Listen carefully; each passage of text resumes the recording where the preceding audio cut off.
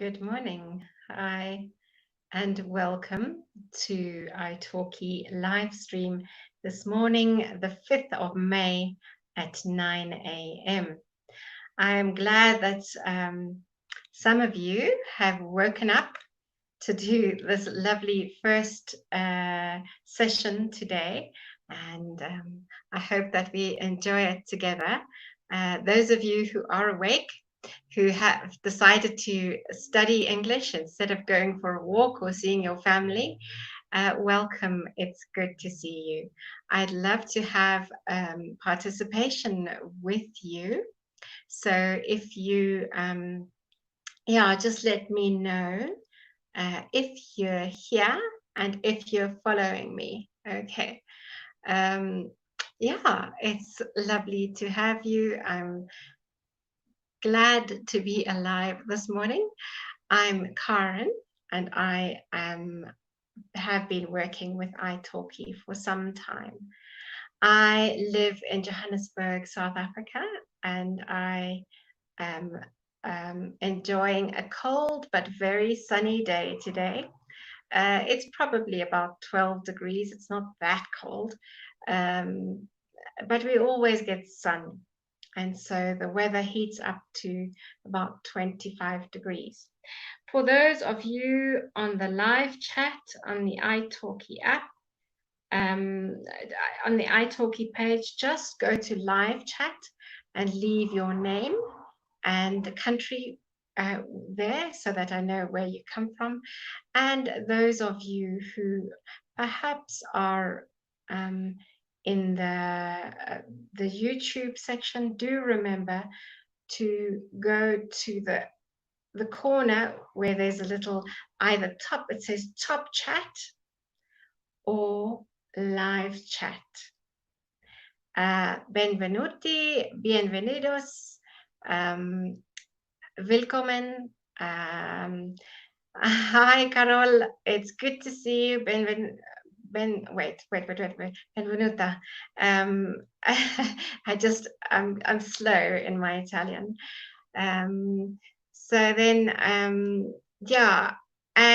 Bienvenue for those of you who are from France. It's really good to see you. And today we are going to be discussing the interesting topic of weddings. Okay, I know that some people have had to cancel their weddings because of the virus, and it's unfortunate. Some people have just got married anyway, but it's always an interesting topic. All right. I'd love to hear your views and your cultures, practices. I am going to be talking about traditional weddings. The topic is very, very, very wide, so I cannot cover everything. So I'll just look at traditional weddings in South Africa and the UK. It fits the pattern of traditional weddings in America. They might be bigger, or in perhaps Australia or New Zealand. Oh, shame. Carol says one of her friends has cancelled her wedding this year. So many. I know somebody, I don't know if she's cancelled it because she was really due to get married, and then the lockdown happened, and she was due to move out of her flat. So I really, really don't know what happened. So I'm hoping she's all sorted, and I don't know what's happened. It's a bit of a difficult time for everybody. All right, we're going to be looking at idioms, the terminology, and you might have an opportunity to go to an English wedding. Who knows? So I'm giving you the opportunity to talk about it with other people. So idioms and expressions. Okay, head over heels. First of all, you fall head over heels in love. Heels are the parts of your feet at the back, okay? So when you fall head over heels, it's like you are tumbling in love, and you are not sure which way is up you're so in love, you're just completely overtaken by this love. All right. Then love at first sight is another idiom. It means as soon as you see them, you love them. That's a very, very interesting phenomenon. Who knows? Sometimes it lasts. I've heard of that happening. All right. Match made in heaven. Let me know if there are similar idioms. Yeah. Let me know if there are similar idioms in your country.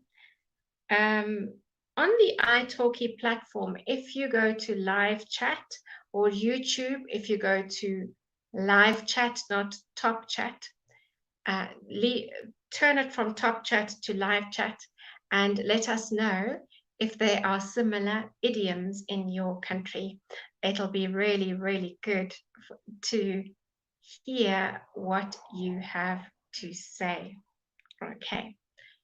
All right. So then we talk about the one. Oh, he is the one. In other words, the perfect match for me. Okay. He is Mr. Right or Mrs. Right. Okay.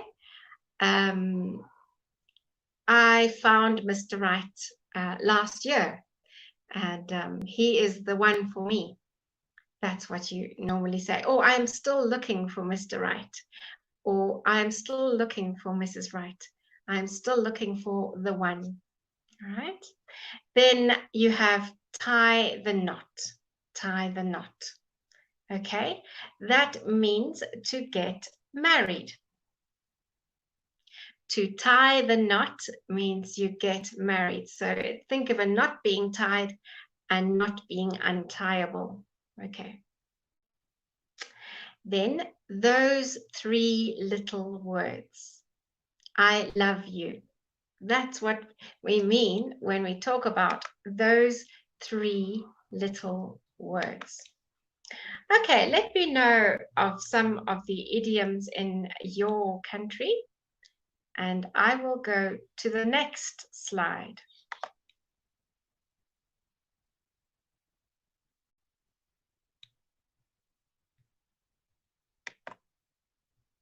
All right, we have wear your heart on your sleeve. So and so, okay, so maybe Mary wears her heart on her sleeve. Okay, it means she shows her emotions. That's a very, very English thing to say, because Italians and Spanish people and French people tend to show their emotions a lot, but British people don't. South Africans vary, it depends, but we are more, show our emotions more than the Brits, I think. All right, so take the plunge. Take the plunge, and normally you think of diving, but here it is about getting married. So you're diving into the deep end of something you don't know. So you're just plunging in, you're just diving in. Okay. Walk down the aisle. This is, it's talking about when you are walking down the aisle to get married. In other words, it's a symbolism. It's a metaphor for getting married. Okay. Your better half. People often refer to their married partner as their better half or their other half if they're not so positive. But it's nice to say my better half. Okay. Then when you are talking about getting engaged, you are going to pop the question. In other words, you are going to ask the person to marry you. You are going to pop the question. And traditionally, it's the man who gets down on one knee and asks the woman to marry him. Also, when are you going to get down on your knee? In other words, when are you going to ask her to marry you? The next one is very, very traditional. Yeah. Carol says, does the one mean that he is your real one true love? Yes, your real one true love. That's right. The one. Absolutely. The perfect match. I haven't found the one yet, or I found the one last year. All right. Whatever it happens to be. Then this one, and I'd like to get your opinion on this. It seems some people are still waking up, so we will wait for them to wake up. It seems like when you ask for someone's hand in marriage, you are asking the father for permission to marry his daughter. So it means ask the father for the bride's hand in marriage, the bride-to-be, the woman's hand in marriage, okay? That's very traditional, and people don't do that anymore because a woman doesn't belong to her father. It's not but it's not she no longer belongs to her father. She's not her father's possession, but people still like to do it out of a sense of honor and respect. That's all. All right. What about in your culture? What happens in your culture?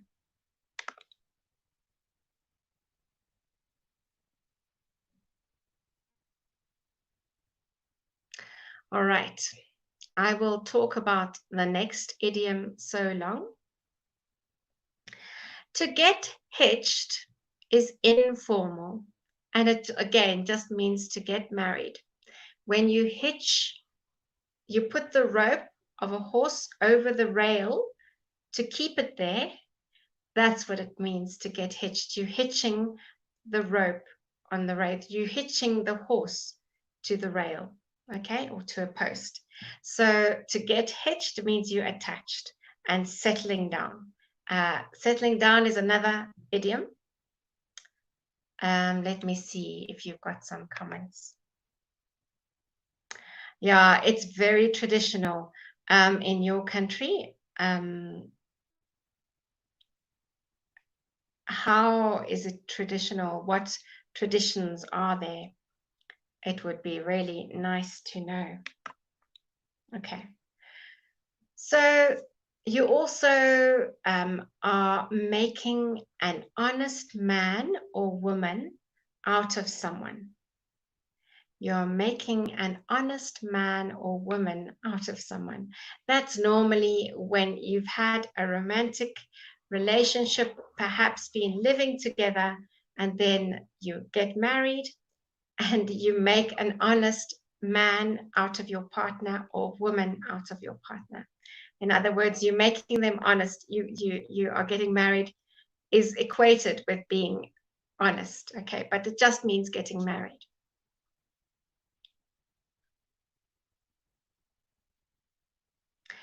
To say your I do's, when you say your marriage vows, you say I do. And so to say your I do's means to get married. It's the whole process. It encompasses everything. Then, to ask the hand of my father. So in Italy,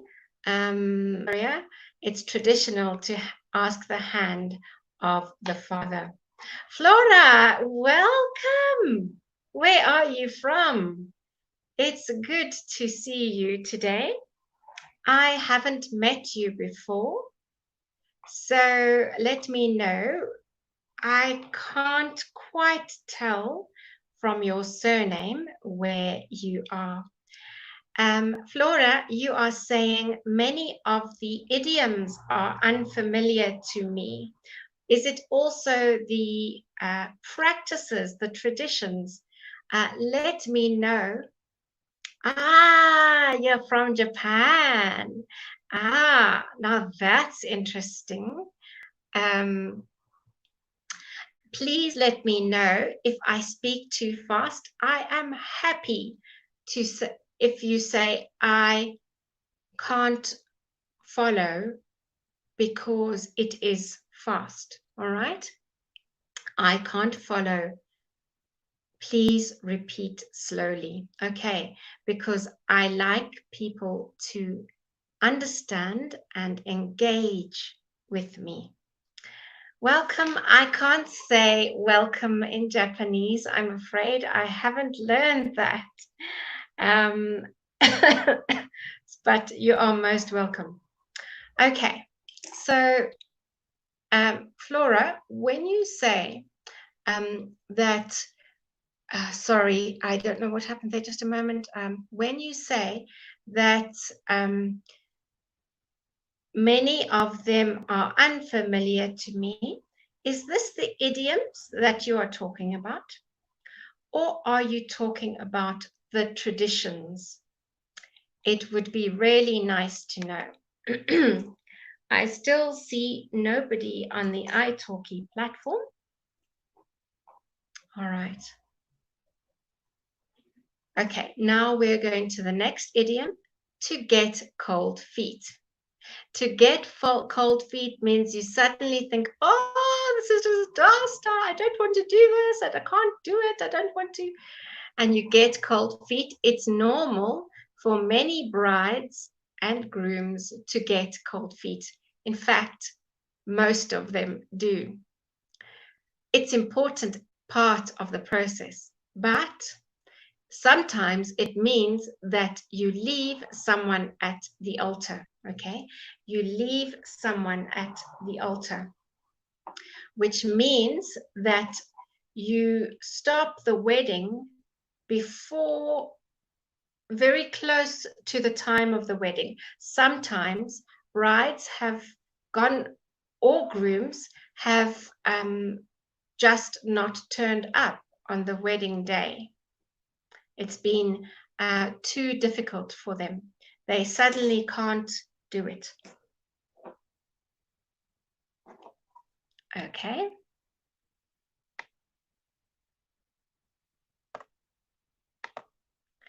Let's look and see if you have. Flora, you're talking about idioms. Yeah, it's because very seldom do you ever get an iTalki or an English lesson on weddings. And I just realized there was a bit of a gap. So I am filling them in. Okay. Yeah, Carol, they don't want to marry. They get cold feet. They suddenly say, no, I don't want to marry.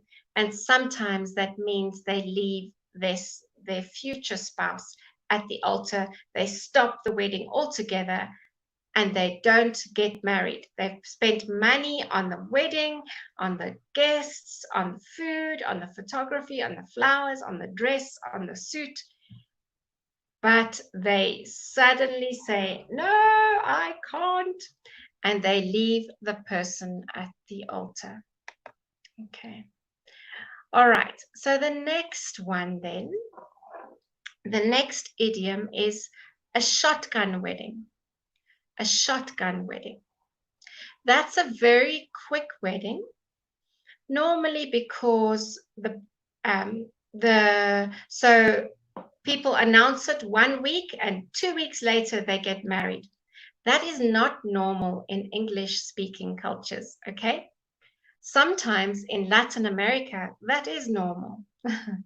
But if people announce a wedding 2 or 3 months, within 2 months, people think, oh, are you pregnant? That's the first thing. Because if the girl is pregnant, they used to have to get married so that the baby would be born in wedlock. I'm going to write that here because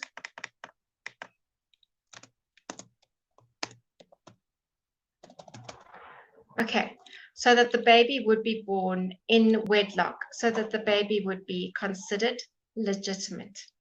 Okay, so that's why people have a shotgun wedding very quickly.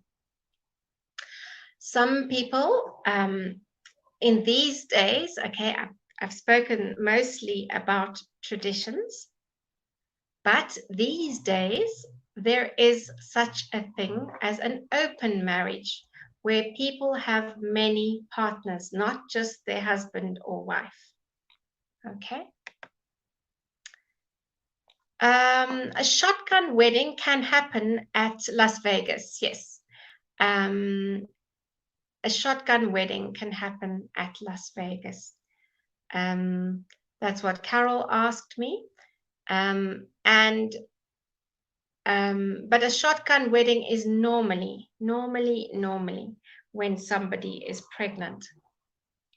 So yeah, anyone on the iTalki platform, please just write comments on the live chat. Okay, Alex, that's what Britney Spears did. Oh my goodness, really? I didn't know that. I'm afraid I have no idea.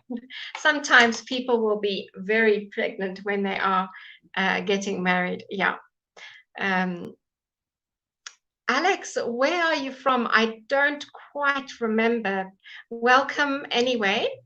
And let me know the word welcome in your language. Flora, you can also let me know the word welcome in your language.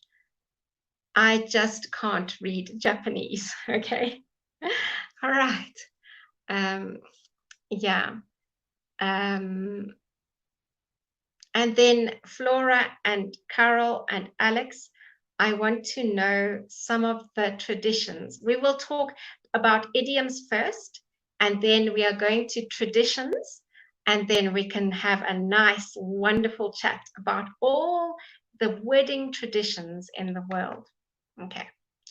All right. So a sham marriage is the third one down. It is a marriage that is only because of immigration. So you only get married for immigration purposes. All right. And then some people don't marry for love, they marry for money, and it's a marriage of convenience. Okay. A marriage of convenience is lifelong. A sham marriage will only happen until that person gets citizenship. Then they won't be married anymore. All right. A marriage of convenience is not for love, but for money or status or power or something like that.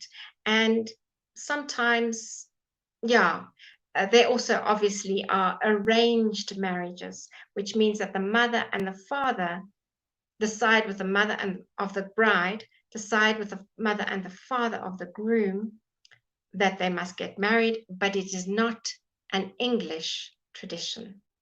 Tell me, in Japan, yes, let me just think. Flora, in Japan, yokoso irasaimashita. Wow, yokoso irasaimashita. I hope that's kind of correct. Yokoso irasaimashita. Okay, all right. Carol is saying that I think these marriages of convenience, yes, happened in the past amongst the nobility. You're quite correct. That sometimes it was for love, but mostly in the beginning, at least, it used to be for convenience. Sometimes that happened with lower. Yes, marriage of convenience. What an expression. Exactly. We cannot imagine that today. It is convenient to get married, not a preference. You're right, Flora. It is a funny thing. Alex, do remind me. I know I've met you before, but do remind me where you're from so that we can know what traditions you are talking about. All right. Sometimes when men are joking, they will say, So they will refer to their wife as my ball and chain. Okay. What does a ball and chain refer to? What do you think? Literally, when you're not talking about a bride, what is a ball and what is a ball? Oh my goodness, yes, among the mafiosi, of course. Carol says marriages of convenience also occur amongst the mafiosi. Of course, it would because they have to marry family. So yes, yes, they have a limited amount of people they can marry. That's correct, and there must be lots of congenital problems, diseases that get passed down that way. Yeah, so let me know any more about your traditions. It's fantastic. Ball and chain refers to, in the old days, the prisoners used to have chains on their feet. They wore shackles on their feet. Okay, let me just quickly write that over here. I'll see if I can fit it in.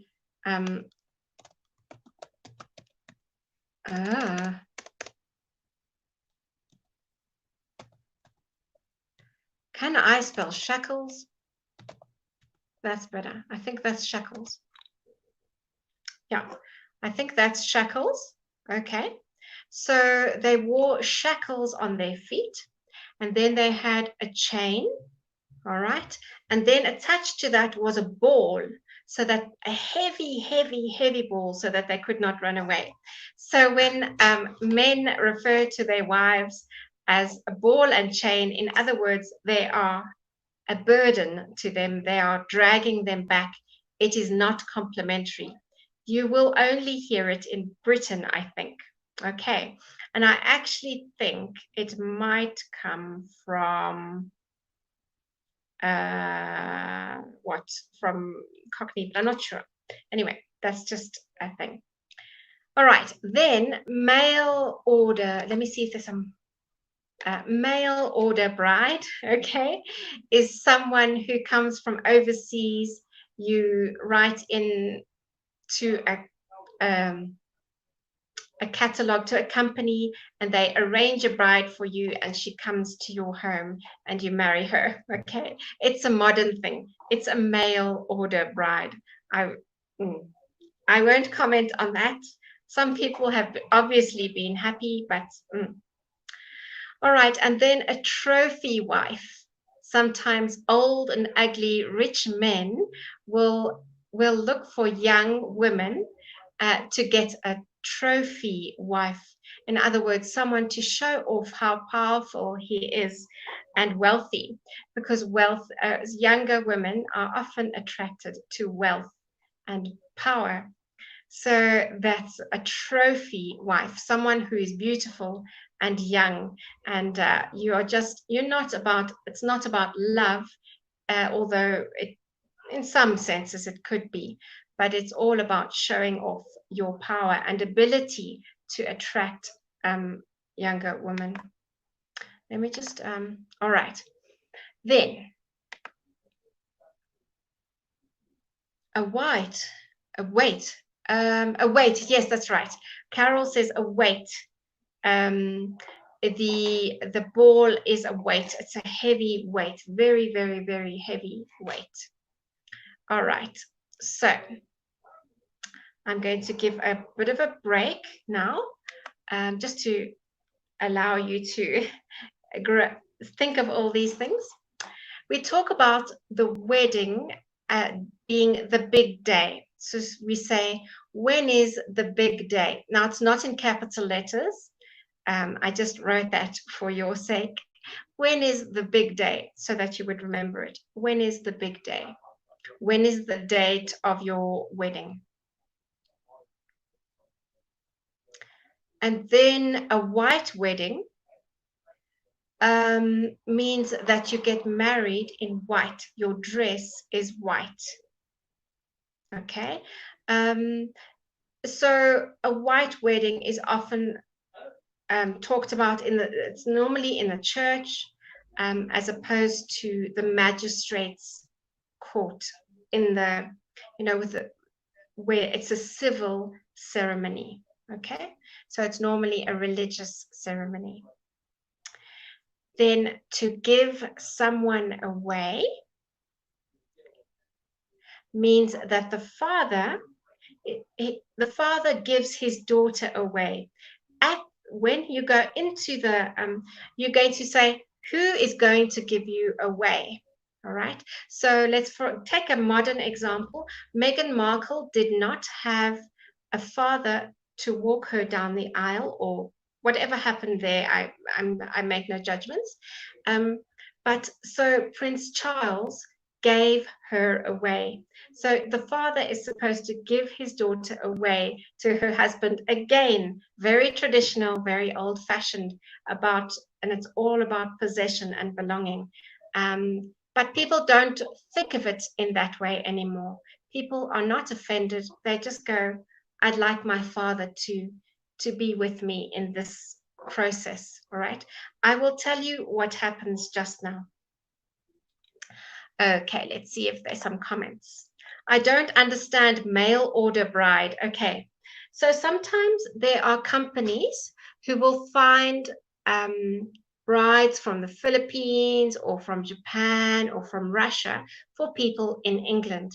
So they find someone and they talk a little bit on Skype, but then they send them out to Britain, and the men pay the company for their bride, and the bride, they get married in Britain. That is a mail order bride. Mail order is when okay, so a mail order something is you order something by mail or by post. So I can order my food online. It's like mail order is like online, okay? An online order bride, okay? So you can order it over the internet. That's what a mail order bride is, okay? So that's good. Yeah, no live chats yet. Mail order bride. I hope that helps, Carol. Where they order they want a bride, so they write to this company, and the company sends them a bride from another country, and then they're married. Okay. All right. So to give someone away, to marry someone off, it's the same kind of thing. I'm going to marry him off. I'm going to marry my daughter off to her fiance. Okay, I'm going to marry someone off. But we don't tend to say that.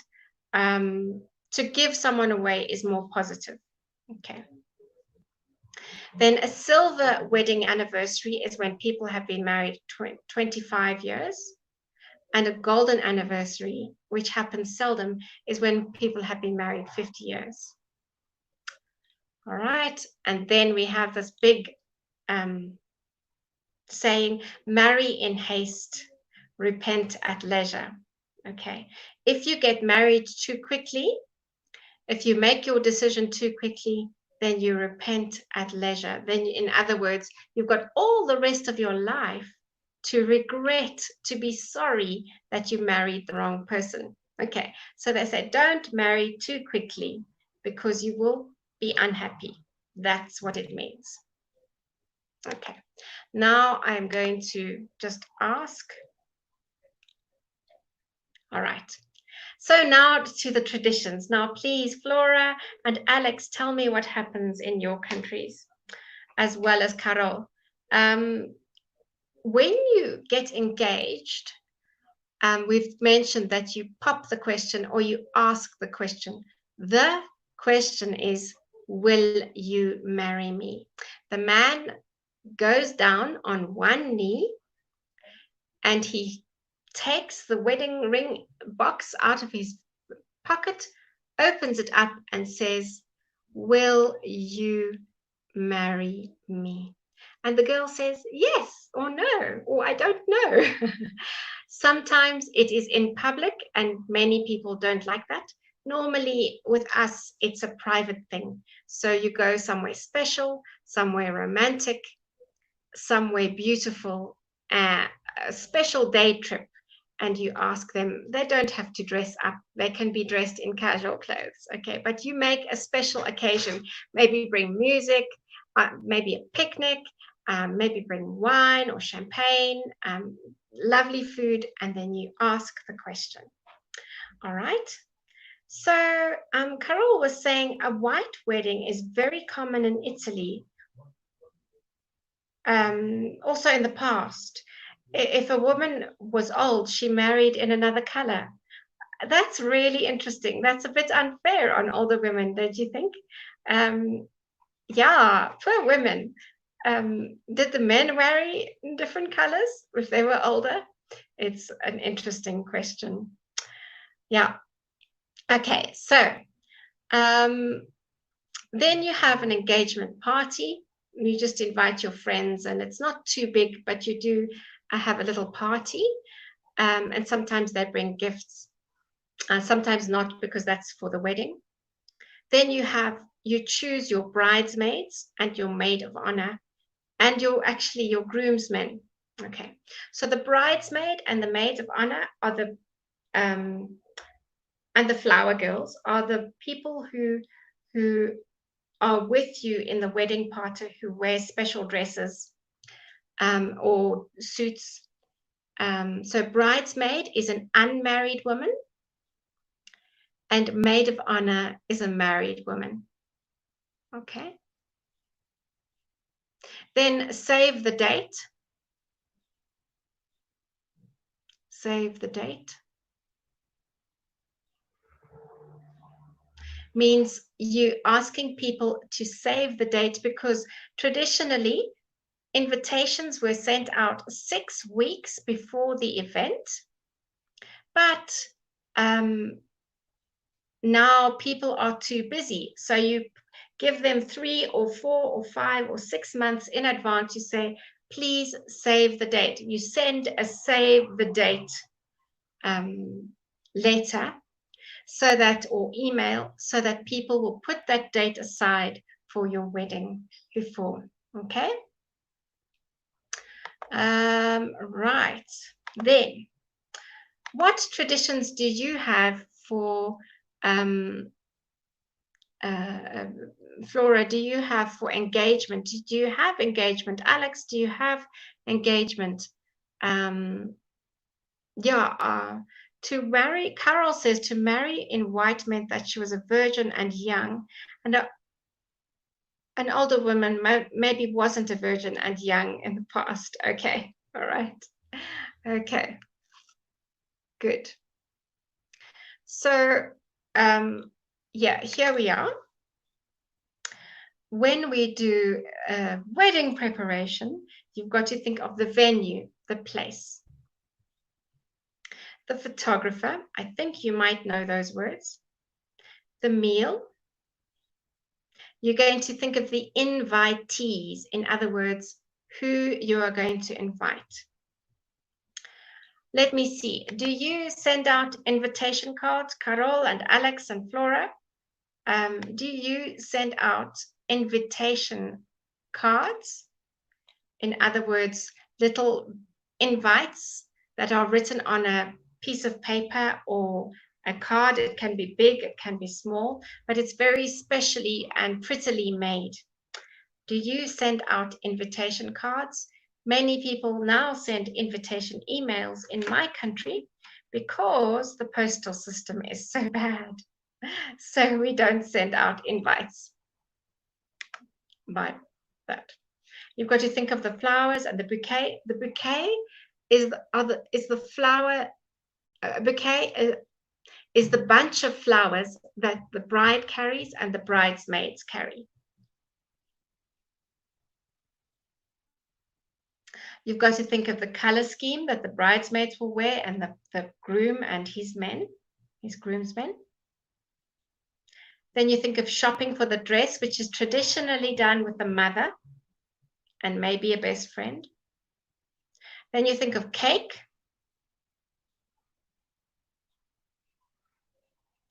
And I'll talk about that later. And then the musicians for the church and for the reception area.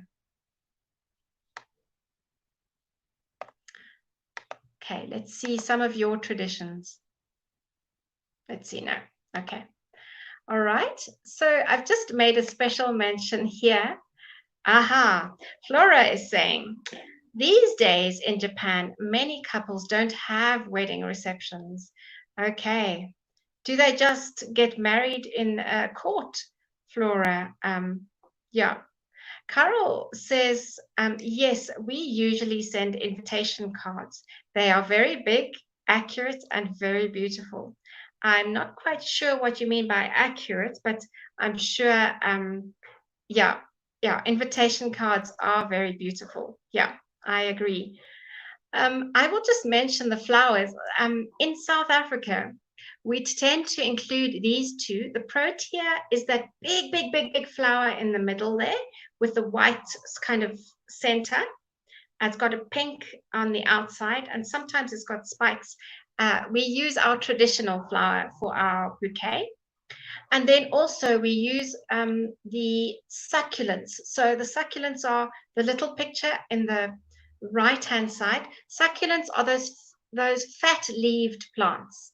Fat-leaved, in other words, they store water because they're traditional to our country too. So we use succulents in our bouquets because we really like them and we think they look beautiful.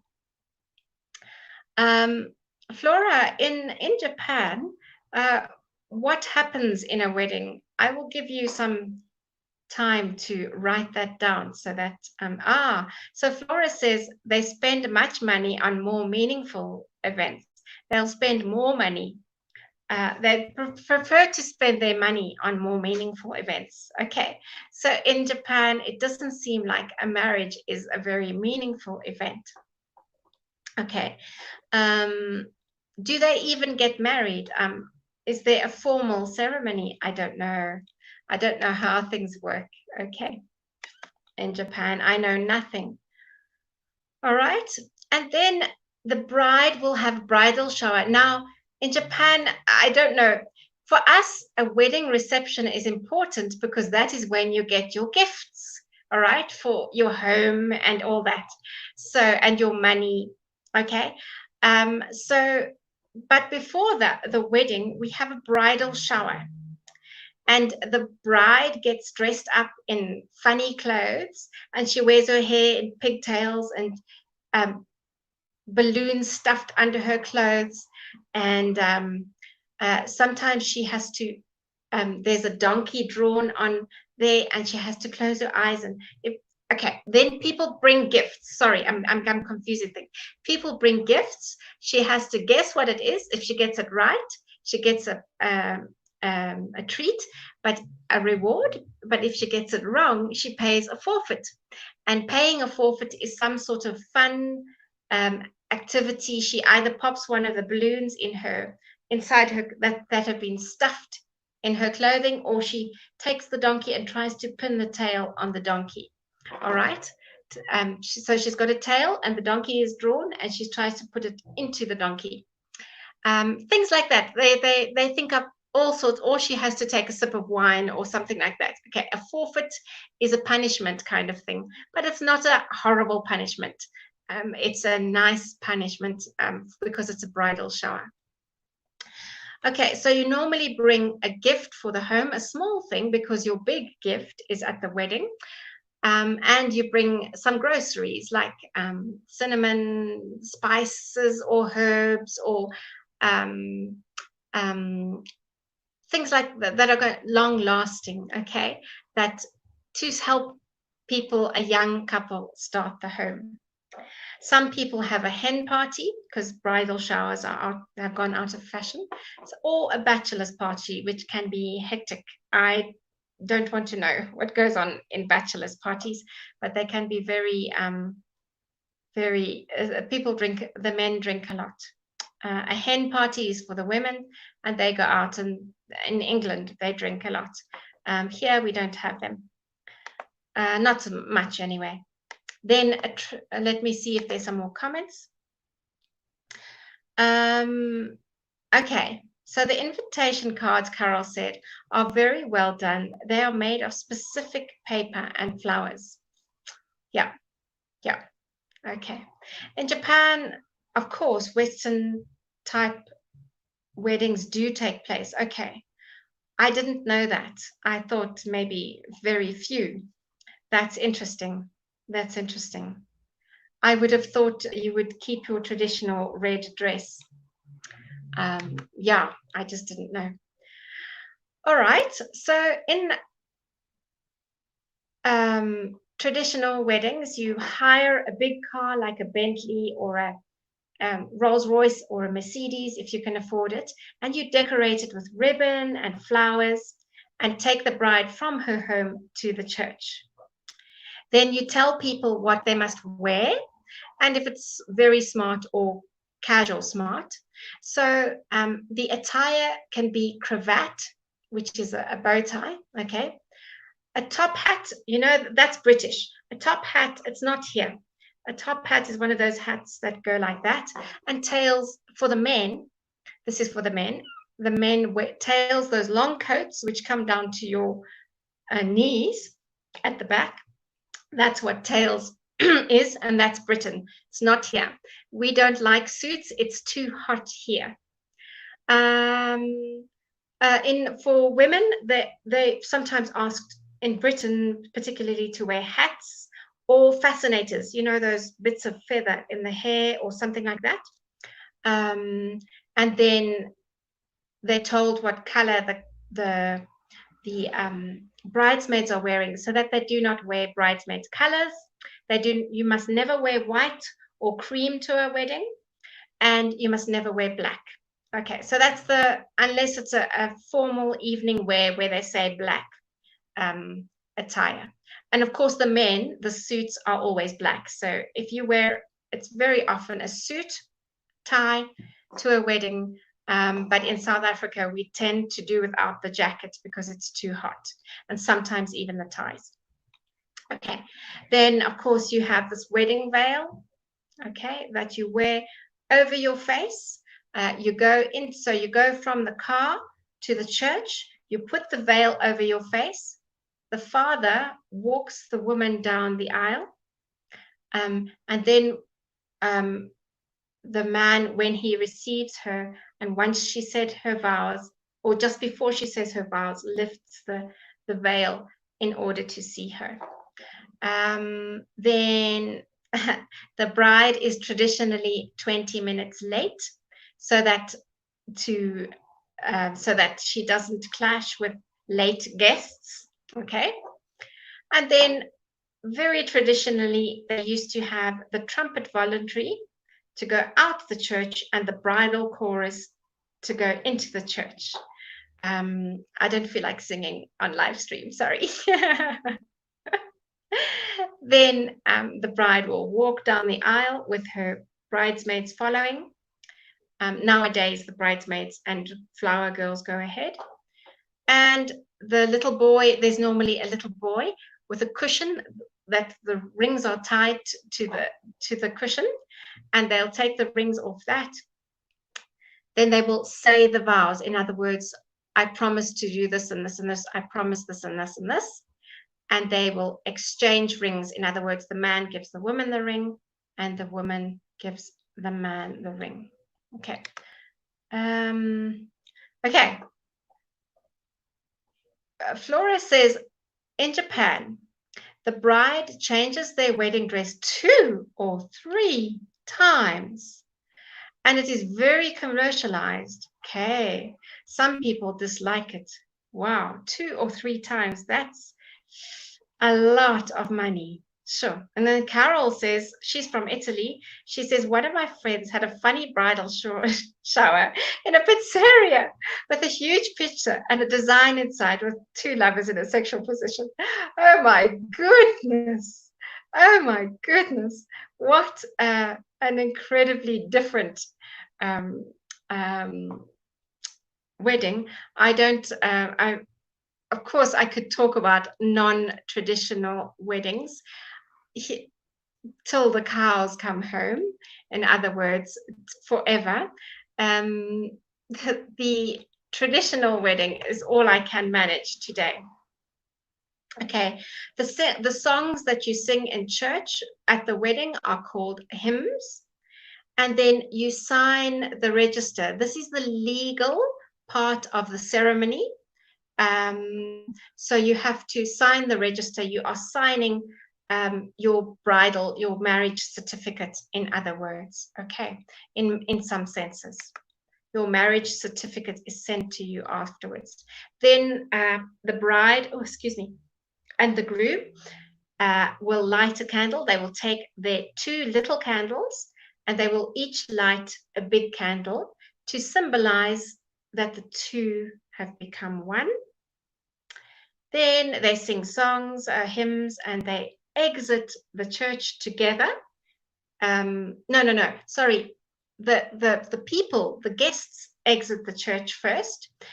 And on the way out, they grab some confetti. Do you know the rose petals? It used to be paper, but because of the environment, we now do rose petals. We take a handful of rose petals for throwing onto the bride. That was supposed to be good luck. And then the guests often create an archway. You hold your hands up like this and hold it up to somebody else, and the bride and groom go down between the guests under the archway and have people throwing roses on them. The archway, I think it's just to symbolize new birth, new life on the other side. I don't know. Okay. So I just want to check something. Is the tradition of throwing rice to bring good luck common in South Africa?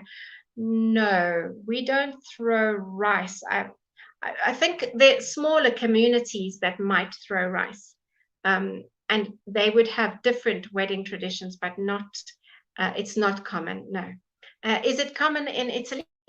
That's interesting. I just wanted to give you more words. So groom is the man who is getting married. Bride is the woman who is getting married. Best man is the man that is the best friend of the groom. Groomsman is another person who stands with the groom. There's the mother of the bride, father of the bride, father of the groom, father of the bride. So that's how we refer to them. Then the person who marries them is the officiating officer, and you can see it officiating the wedding there. Priest, pastor, vicar. Okay, those are the people who do it in church. Priest is normally Catholic or Church of England. Pastor, outside, maybe Baptist or other churches. Vicar is also Church of England. Okay, but priest is very Catholic. Yeah. Then, okay, let's see. Carol says that rice is thrown to bring good luck, to symbolize good luck. All right, then you have your wedding reception. You have people are seated very specifically. You have to go to the place where you're asked to be seated. So you have your name tag on your place. You cannot sit where you like. Then each guest is given a favor. It used to be almonds with different color, wrapped in sugar, about 5 or 6 in a little bag. Nowadays, it's something else. Can be a silver teaspoon or something. It's a favor to thank you for coming. There are speeches, normally by the bride's father. That's the main one. And then the groom, dancing. And then the bride and the groom cut the cake. They must cut it together. They must both hold the knife and cut down, that's very traditional, into this fruit cake with white icing on the sides. That's traditional, all right? okay?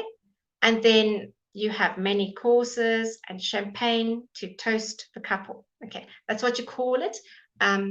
To toast the couple, we will say hip hip hooray, hip hip hooray, hip hip hooray, and that is toasting them, kind of wishing them good luck. That's what it means. All right, and then your gifts are big. All right, and you bring them to the couple and you leave them on the table. If you bring money, you give it to the bride's mother.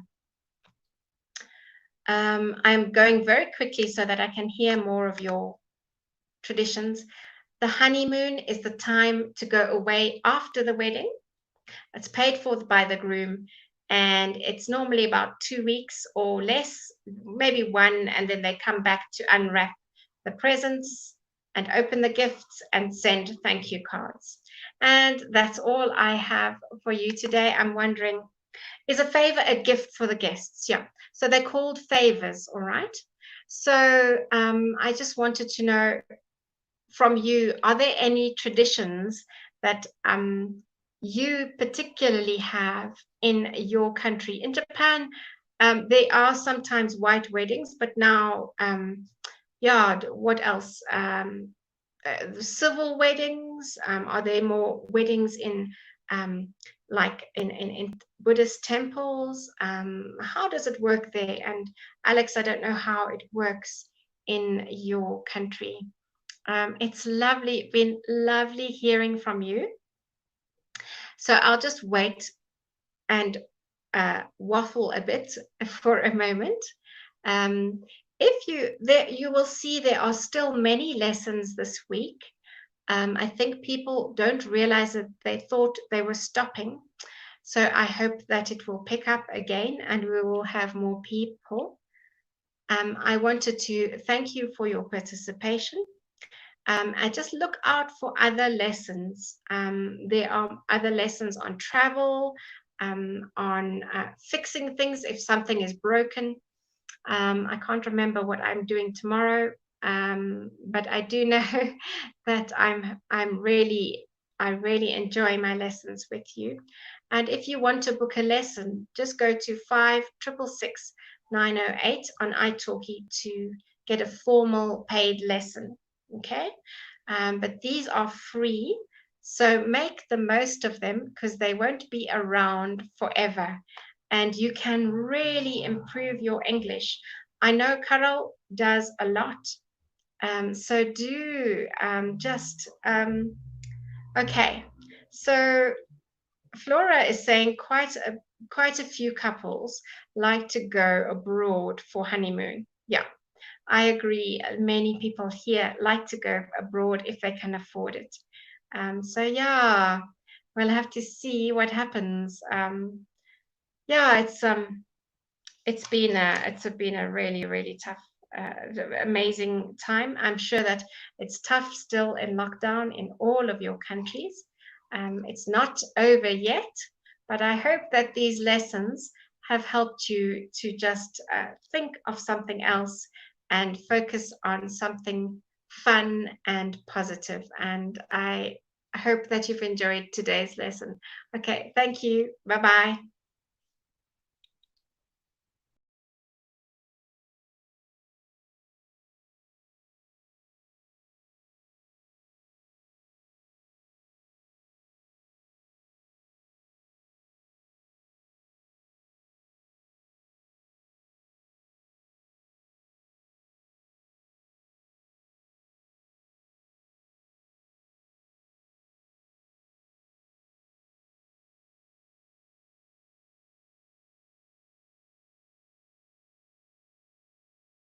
Encontrarás personas nativas dispuestas a ayudarte a practicar el idioma que desees aprender. Los usuarios con tiempo libre se mostrarán disponibles para recibir llamadas y de esta forma ganarán recompensas ayudando a otros usuarios. Así es como conectamos personas de forma colaborativa y gratuita en nuestra aplicación. Únete a nuestra comunidad, haz nuevos amigos y mejora en todos los idiomas que quieras. Descarga Lingvi y practiquemos juntos. Este es Peter. Está aprendiendo chino. Ha intentado estudiar por su cuenta con libros, tarjetas de vocabulario y aplicaciones móviles, pero sigue teniendo problemas para hablar. Esta es María. Le encanta aprender inglés, pero no tiene oportunidades para ponerlo en práctica. Con iTalki, Peter y María pueden recibir clases personales online para hablar con fluidez en otro idioma. Tú también puedes aprender un idioma en iTalki. Empieza hoy en 3 simples pasos. Primero, elige un idioma: inglés, alemán, chino, francés, japonés. iTalki tiene profesores para cualquier idioma. Segundo, escoge un profesor. Con iTalki puedes escoger entre miles de profesores con experiencia de todo el mundo. Tercero, elige el horario de tu lección. Las clases de idiomas online son el mejor método para aprender con profesores nativos. Con iTalki tendrás un profesor de idiomas personal y conversaciones reales con hablantes nativos. Cada día miles de personas aprenden con profesores internacionales a través de iTalki. Encuentra un profesor hoy y domina el idioma de tu lección.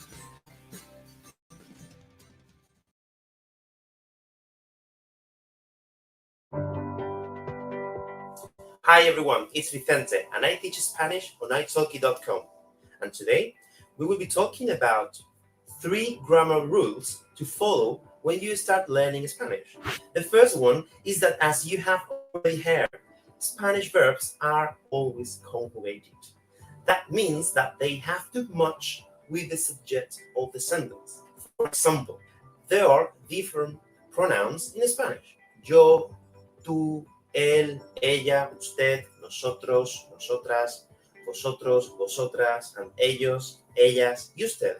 All these pronouns have their own conjugations, and it's very common for beginners to mix them up. So remember this. When you start to conjugate the verbs, they have to match. The second rule is very important as well. The Spanish nouns and adjectives has to be in the same level. Let me explain you this. If you have a noun that is feminine and plural, for example, las mujeres, the adjective that you have to use right after the noun has to be feminine and plural as well. For example, las mujeres españolas. It is the same with the articles las, female and plural. We use this article because, as I say, it's female and plural. The third rule I already mentioned before, and be careful, English speakers, because the adjectives in Spanish go after the noun, not before like in English. This is very common for students that learn Spanish and already speak or know English. When I say it, las mujeres españolas, españolas is the adjective, and I put it after las mujeres. In English, it would be a Spanish woman, but not in Spanish.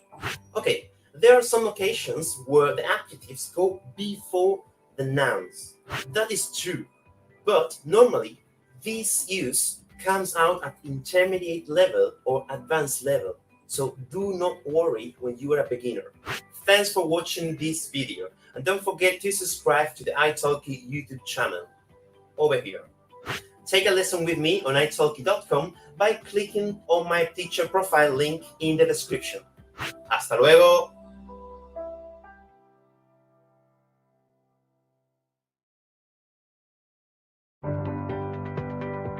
Hi everyone, it's Vicente and I teach Spanish on italki.com. And today I will be talking about 7 Spanish words that are similar to their English counterpart. These words are also known as cognates. What a cognate is? A cognate is a word that has the same linguistic derivation that another word, and it looks similar, and when you pronounce it, it sounds almost the same. And here I will give you 7 cognates so you can use them in Spanish as well. The first one is alcohol in Spanish. Guess you know what it means, because it sounds pretty similar than in English, doesn't it? Number 2 is conclusión.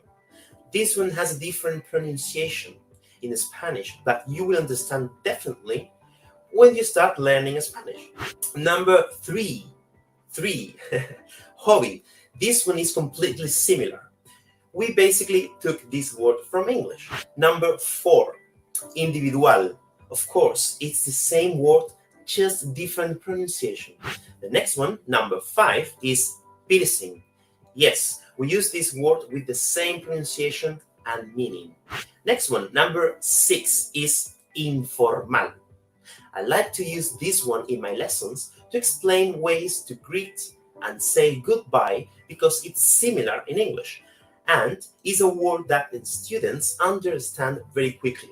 And the last are some words related to sports. If you're learning Spanish and you like sports, you're lucky because most of the words are cognates like football, tennis, baseball, volleyball, hockey, water polo, golf, surf, and so on. As you can see, almost all sports are cognates. So, talking about your hobbies should not be difficult. As you can see, there are many, and I would like to remember you that there are hundreds of cognates, and if you check them, you can be ready to your first Spanish lesson. Thanks for watching the video. Don't forget to subscribe to the iTalki YouTube channel for more tips on learning Spanish. Take a lesson with me on italki.com by clicking on my teacher profile link in the description. Hasta luego!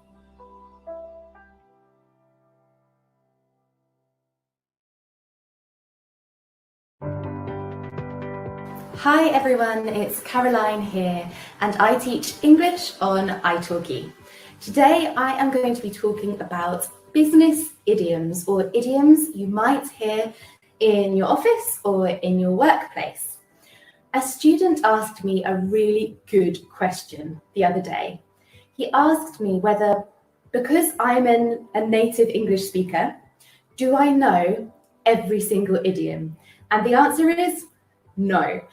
Idioms are phrases or expressions that come from a particular place or a particular age group. So idioms are different in the UK to idioms in the United States. I have chosen 5 business idioms to talk to you about today, and you may hear them in an office in the UK or in the States. So hopefully they will be super useful for you. Idiom number 1 is the big picture. Imagine you go into a meeting and your boss says to you, you've lost sight of the big picture. What does that mean? That means that you are thinking too much about the small details of the project and you are so interested in those little details that you don't remember what it is you're trying to achieve.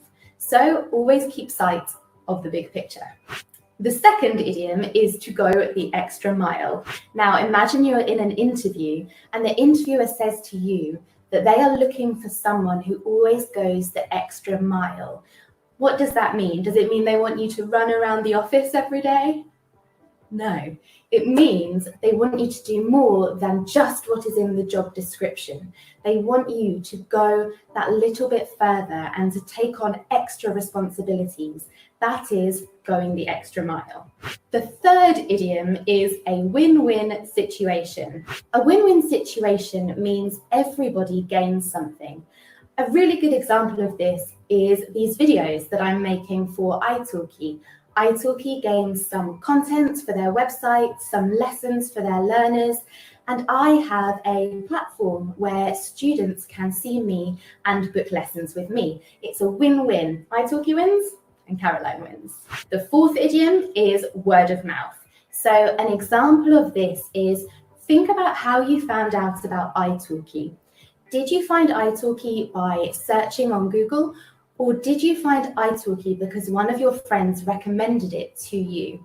Recommendations from friends are word of mouth. It can be positive or it can be negative. If your company gets bad word of mouth, it is going to be a very difficult time for your company because people really listen to the opinions of their friends. So make sure whatever you do, you have good word of mouth about it.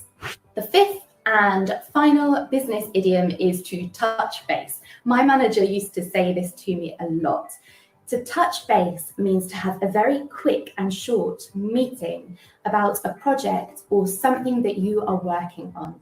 It might only be 5 minutes of your time, but in that time, you will check that your understanding of the project is the same as your manager's understanding of the project. So I have a challenge for you. In your next lesson, I want you to ask your teacher if you can touch base about what you have learned in your lessons so far. This could be 5 minutes at the end of the lesson where you review all of the different subjects that you have been studying. You're touching base about the things you have covered so far. Thank you so much for watching this video. Don't forget to subscribe to iTalki by clicking somewhere. And you can take a lesson with me by clicking on my teacher profile in the description box. Have a good day, everyone. Bye.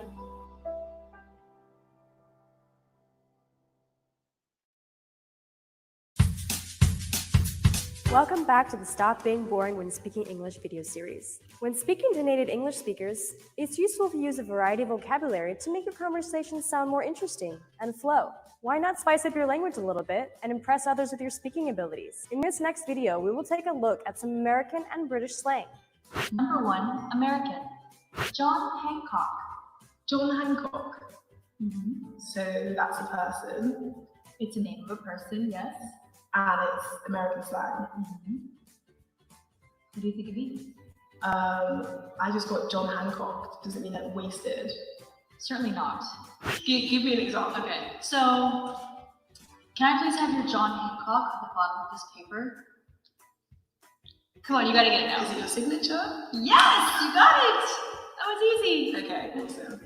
Number 1, British. Peak.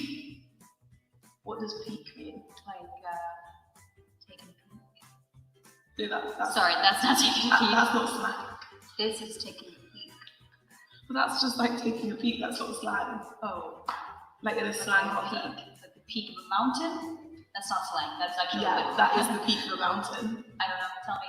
Okay, let me give you an example. So say you go out one night and you lose your purse, your keys. Is it like the most horrible situation you can be in? Yeah, exactly. You'd be like, that's so peak. You'd be like, oh, yeah. How was your night? It was so peak. I just got fired. That's so peak. Exactly. Cool. So it's like the peak of badness, I guess. Oh, I got it. Yeah. Okay. So the peak. 2, American. Jacked. Jacked. Does that mean like hench? What is henchman? Like say you go to the gym. Don't answer back with a slang word. So the British equivalent of jacked would be hench, I think. So if someone's like really ripped. Yes, exactly. Okay. So hench. Go to the gym, work out a They're lot. like, whoa, look at him, he's so jacked. We would say hench. Number 2, British. Peng. Peng. Pang. Peng. P-E-N-G. Peng. Like someone being hanged on the head with something? Or Just just thinking of bang and pang. It's similar, I don't know. I guess it's a little similar. No. Give me an example. Okay, so for example, say you're eating a cake, it's delicious, you can say, oh, this is peng. Does it just mean delicious? You could use it in other contexts as Does it mean well. like it hits the spot? You know? Yeah, but I could also say that your eyes are peng, or a person is peng. Just mean like extraordinarily awesome? Basically, if you're talking about a person, you might even say peng-ting, Painting. like he's a peng-ting. Okay. This is mostly So London. like he's like a 10. Yeah, exactly. So like the top of top. Yeah, basically. Number 3, American. I blew it. I blew it. I blew it! What a nightmare. I blew it. Yeah. So that means that you've completely ruined the situation. Yeah. Yeah. Say like, I didn't make it into school. So my parents will not be proud of me. I blew it. Yeah, but you rocked up late to work.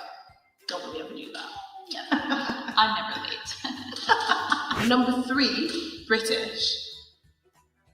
Having a mare. Having a mare. Having a mare. A nightmare. Like, horrible, real nightmare. In reality, basically. Very good. Okay. That's exactly That was it. a lot easier than the previously. Yeah, well, I thought I'd go and tell you. Having a mare. You were having a mare before. I was having a mare Yeah. before, not understanding anything she was saying. Yeah, exactly. So there you have it. There's our British and American slang. Tell us what you thought of it. Did you understand it? And we'll see you next time.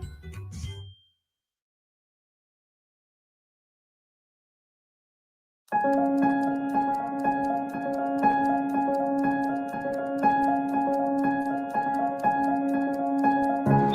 name is Vũ Nguyễn. Tên tôi là Vũ Nguyễn.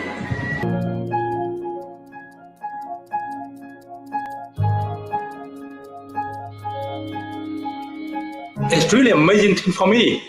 From iTalki, I can meet people around the world, and they can give me more energy to live and more inspiration to live the world also. Very magic. Hello, everybody. Welcome back to iTalki's live classes online.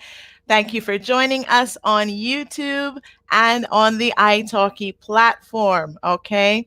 Thank you also for attending over the last 6 weeks. It's been 6 weeks we've been doing these classes. So thank you to those of you who were here from the beginning. Thank you to those of you who are just joining us on the iTalki live classes. Okay. This will be our last week. Okay. So we've got classes through till Friday. Please feel free to come through every day and learn some English, learn some Japanese, learn some Chinese in your free time. Okay. So as you know already, I am Yemi. I'm originally from Barbados, but now I am living in Japan. Okay. Barbados, nice, warm Caribbean country, sunny. Now I live in the north of Japan, so not so sunny, but very cold in winter, very, very different. Please feel free to drop a line in the comments and let me know who's here today.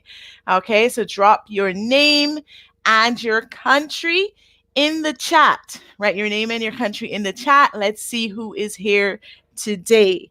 Okay. Oh, hi, Grazia. Nice to see you too. Okay. And hi, Carol. Nice to see you again as well. All right. So today, as usual, we are looking at social issues. We're looking at social issues. Okay. So please, let's look at our social issues. Let's see. We're going to look at psychology today. Psychology. So I'm going to share a screen with you. Okay. Social issues. And we've been looking at social issues for a while, but just in case you are new here, why are we looking at social issues, which is the most popular language scale, the Common European Framework of Languages? Okay, let me write that down for you. European Framework for Languages. Okay, and that's just how we measure how good you are. A1 is beginner level. You can say some things. C2, you can talk like a native speaker, okay? So we've got A1 to C2, and in the higher levels of tests, one function that they test is how well you can talk about a social issue.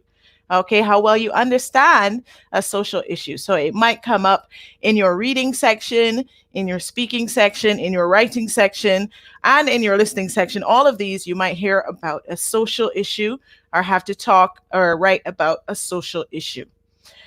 You might have to use it in business, telling someone from another country about social issues in your country, or if you work in an international firm. And you might have to talk with friends if it's topical. Okay, so topical means something that is in the news right now. Okay, so if there is some new policy or if there's some news and it's in the news, you might have to talk about it with your friends. Okay, so let's see who we've got today. Hi, Flora. Flora is from Japan. Konnichiwa. Okay, nice to see you. Daniel from Barcelona. Hola. And who else do we have? We've got Elisabetta. Hi, Elisabetta is in Rome. Ciao. And Barbara. Barbara, I think you're in Spain, right, Barbara? So hello to everybody today, okay? So today's topic is psychology. Psychology, a bit of a tough topic today, psychology, okay? So psychology is just the study of how our brains work, okay? Mental things are psychology. Okay. And remember, we've talked about this before. When you see ology, it's the study of something, okay? Geology, study of the earth. Geography, study of places on earth and climate and that sort of thing. Sociology, study of society. Okay, so this ology, coming from Greek, just means the study of something. All right, so how this lesson works. First, I read a passage, okay? And while I'm reading, you will listen for details, some details, okay? Then we look at the passage together on screen, and then we will go through that passage. Are there any difficult words? And then we talk about something related to that passage, okay? Today's first passage is on cognitive dissonance. 2 big words, okay? So try to listen and catch. What is cognitive dissonance? That's our first question. What is cognitive dissonance? And the second question is, what mistake did I make? Okay, so today's first passage is about me. What mistake did I make? Okay, so try to catch what is cognitive dissonance and what mistake did I make? Okay, so I'm going to go ahead and read our listening passage. Please listen and try to catch these 2 things. What is cognitive dissonance and what mistake did I make? Have you ever heard of cognitive dissonance? These words represent a problem everyone has experienced. Cognitive dissonance simply means that sometimes there's a gap between the image in your brain and reality. Instead of accepting reality, your brain decides that reality is wrong. For example, imagine you met a man who was only 140 centimeters tall, and he said he was a basketball player. Your brain has an image of very tall basketball players. So you think, that's not possible. Maybe I heard wrong. My most vivid memory of cognitive dissonance is from my early days in Japan. I taught a class with only 3 boys. My story is about Nozomi, the youngest boy. I taught Nozomi every other week. One day, I ran into Nozomi's father. He was really happy to see me, but he said something that shocked me. He said, "Thank you for teaching my daughter." Daughter? He must mean son. Or maybe my Japanese is not so good, and I'm mixing up the words for son and daughter.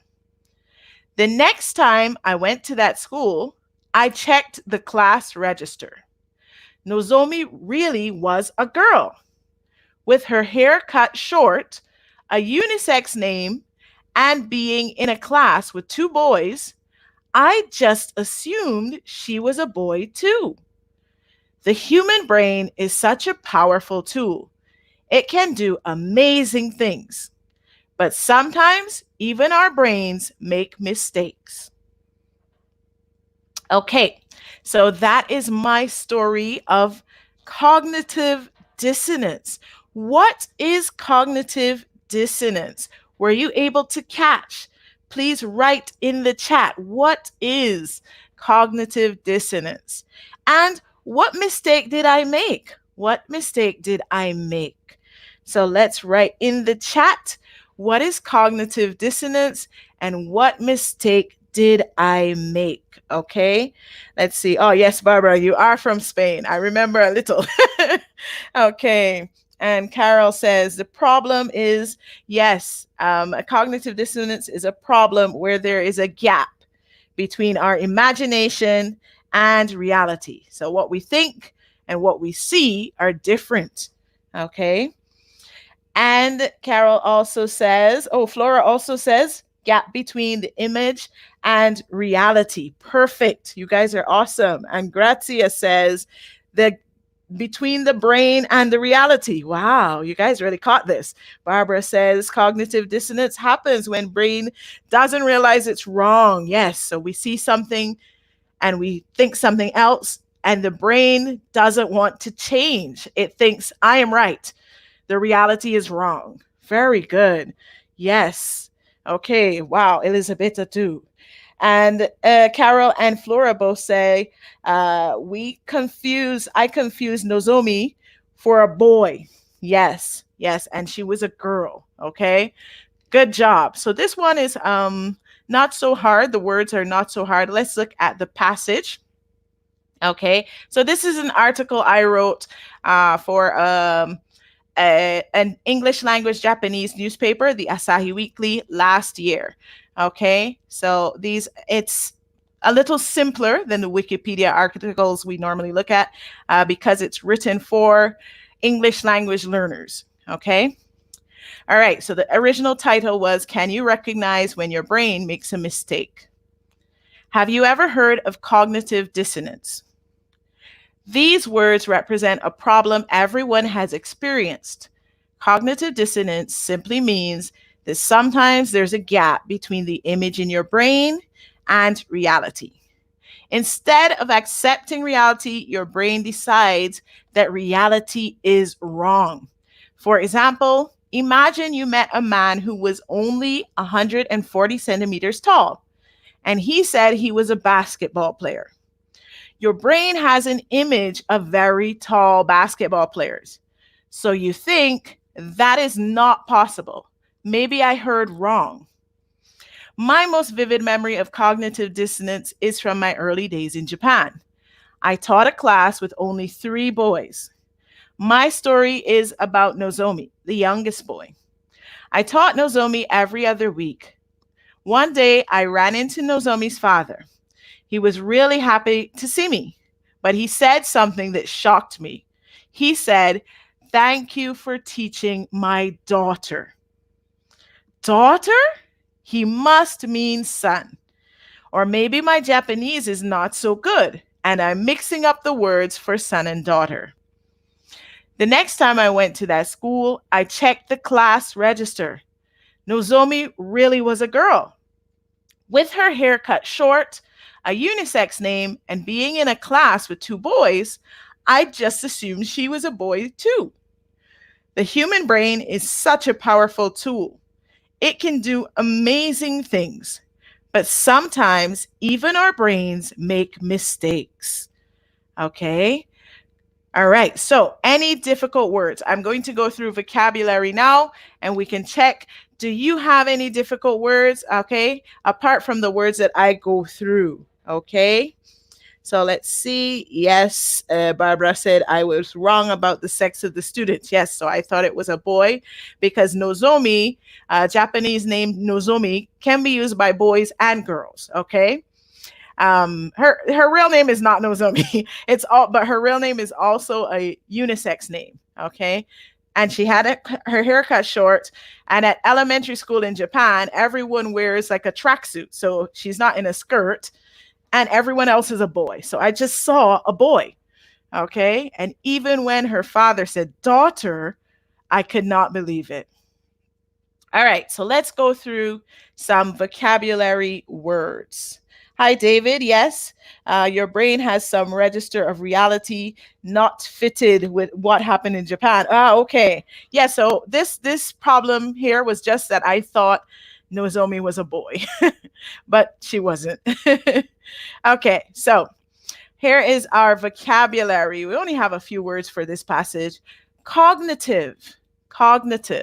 So cognitive means anything to do with your brain. Okay, anything to do with brain function is an adjective meaning of brain function. Okay, cognitive. So you'll see that in a lot of psychology definitions, we'll see cognitive. Dissonance is when two things don't agree, okay? So it's not this and this are kind of different. This one says A, this one says B.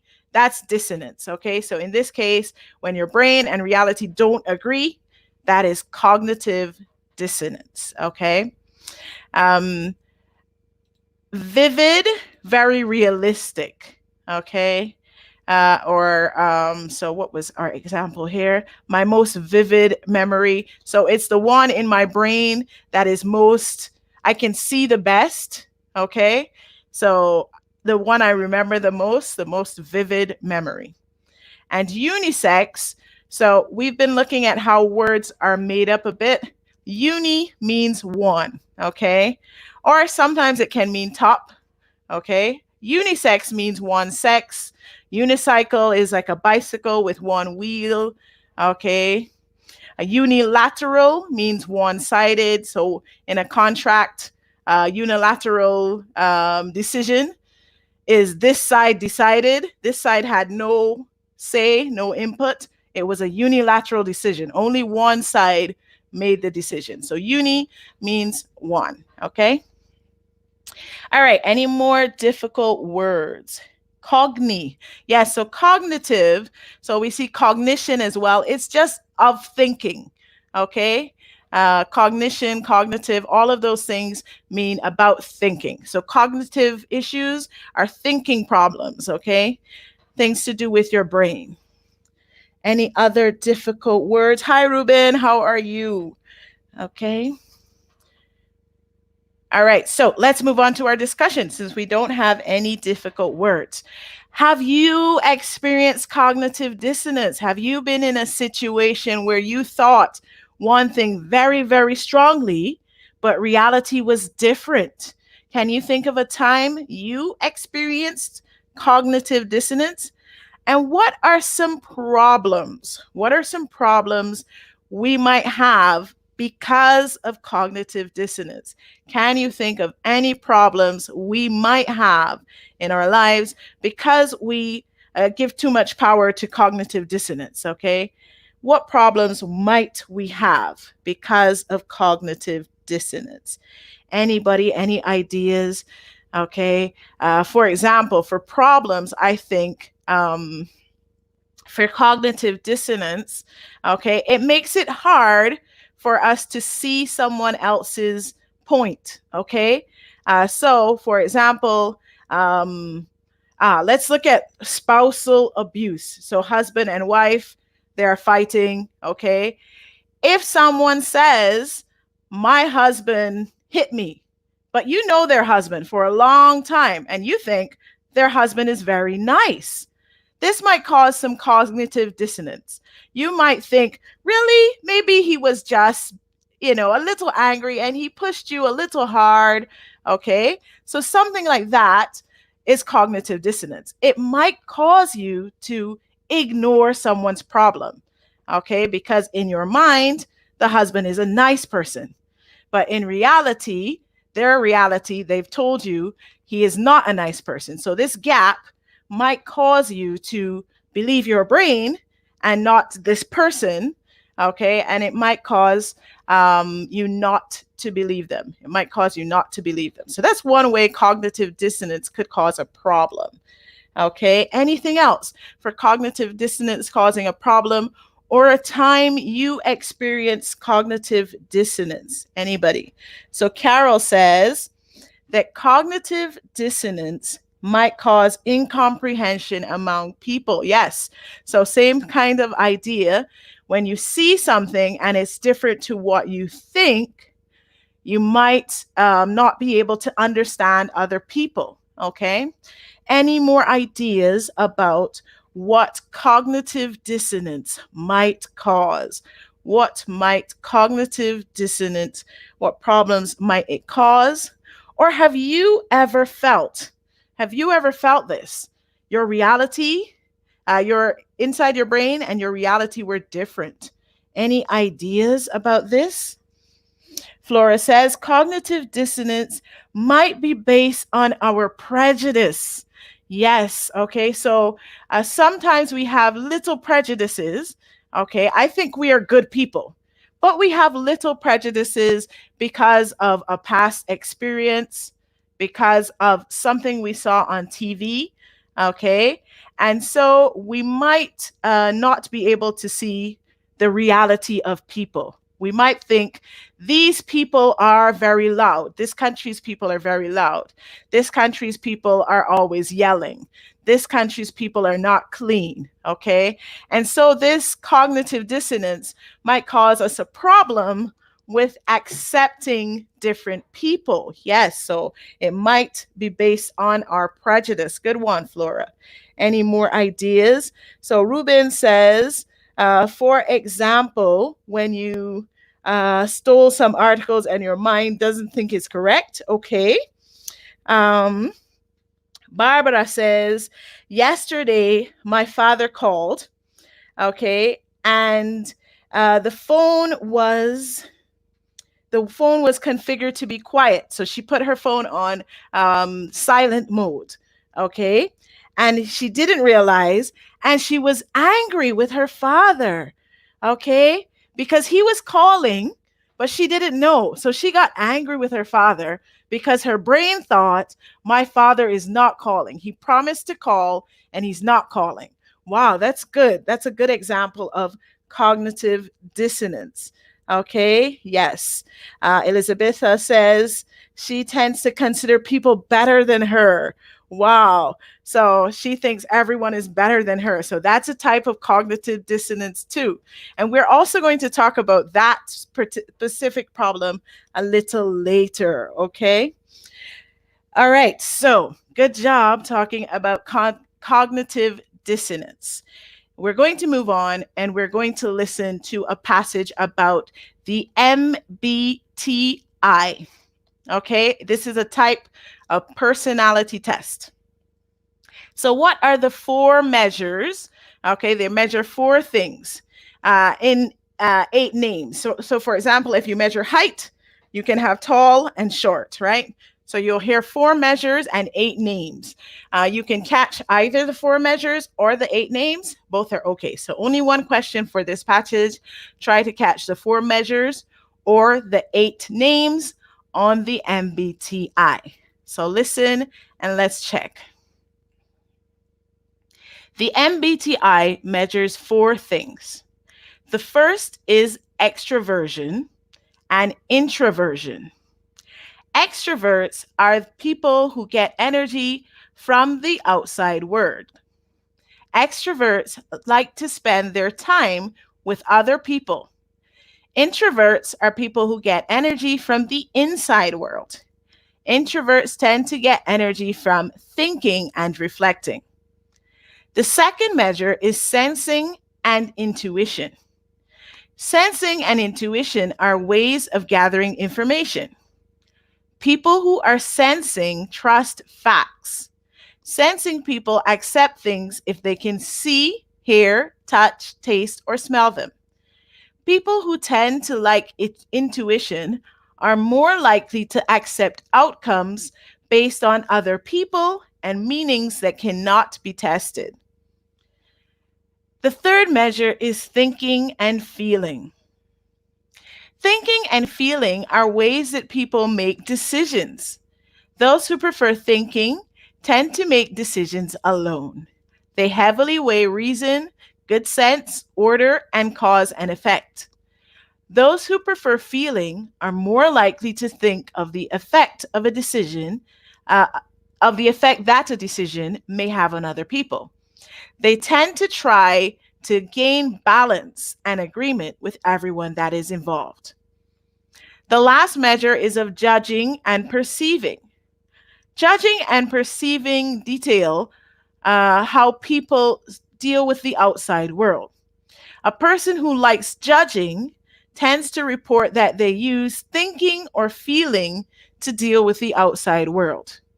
A person who likes perceiving tends to report they use sensing or intuition to deal with the outside world. Okay, so a lot of big words here. Let's check what were you able to catch? Okay, what were the 4 measures or the 8 names? What are the 8 names of the measures on the MBTI? Anyone able to catch that? So Carol is in quickly with extroverts, introverts, sensing, intuition, thinking, feeling, judging, and perceiving. Wow, great job, Carol. You were able to catch all of them, okay? Good job. Okay, so Robert Hernandez. Hi, Robert.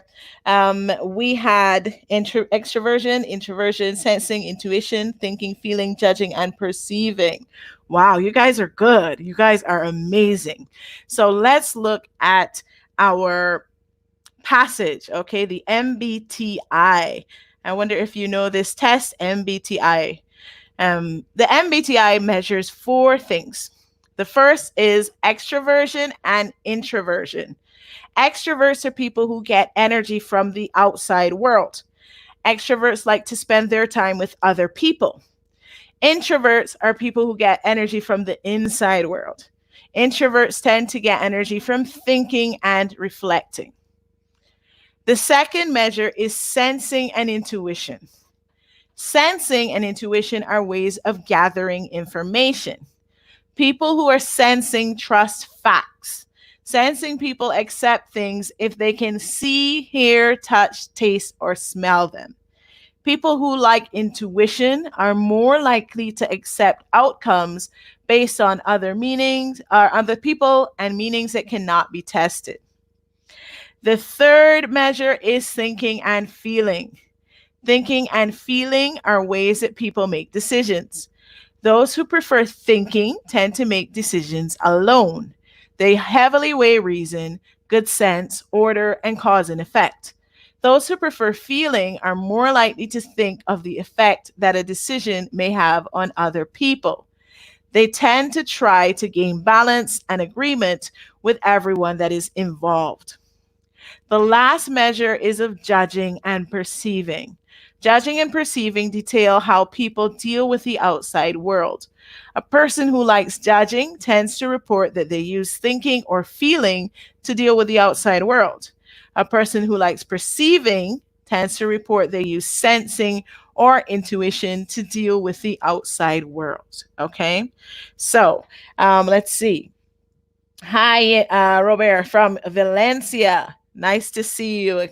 Flora also said extroversion, introversion, sensing, intuition, thinking, feeling, judging, perceiving. You guys are on today. You guys are really on today. All right. So any difficult words? We're going to go through our vocabulary. Do you have any difficult words that you would like me to check? Any difficult words you want me to check about the MBTI? Okay. We're going to go through all of these: extroversion, introversion, anything else that you want to check. Okay, any difficult words? So let's go through our vocabulary. Okay, so today's article taken from Simple English Wikipedia for Myers-Briggs Type Indicator, MBTI. Remember, we talked about Simple English Wikipedia before. It's Wikipedia for English, non-native English speakers. So it's easy English Wikipedia, okay? You can look for difficult topics and practice your reading on Simple English Wikipedia. All right, so we have vocabulary, we have psychology, which we've looked at before, which is the study of your thinking, your mental processes, okay? Extroversion and introversion. So we have extro means outside. So extroversion means dealing with the outside world. You like the outside world. Introversion is inside, okay? We like dealing with our inside world, okay? Intuition is, so sensing is being able to touch something. I feel this computer here, so I know it's here. Intuition is kind of being able to figure things out that you can't see, you can't touch, okay?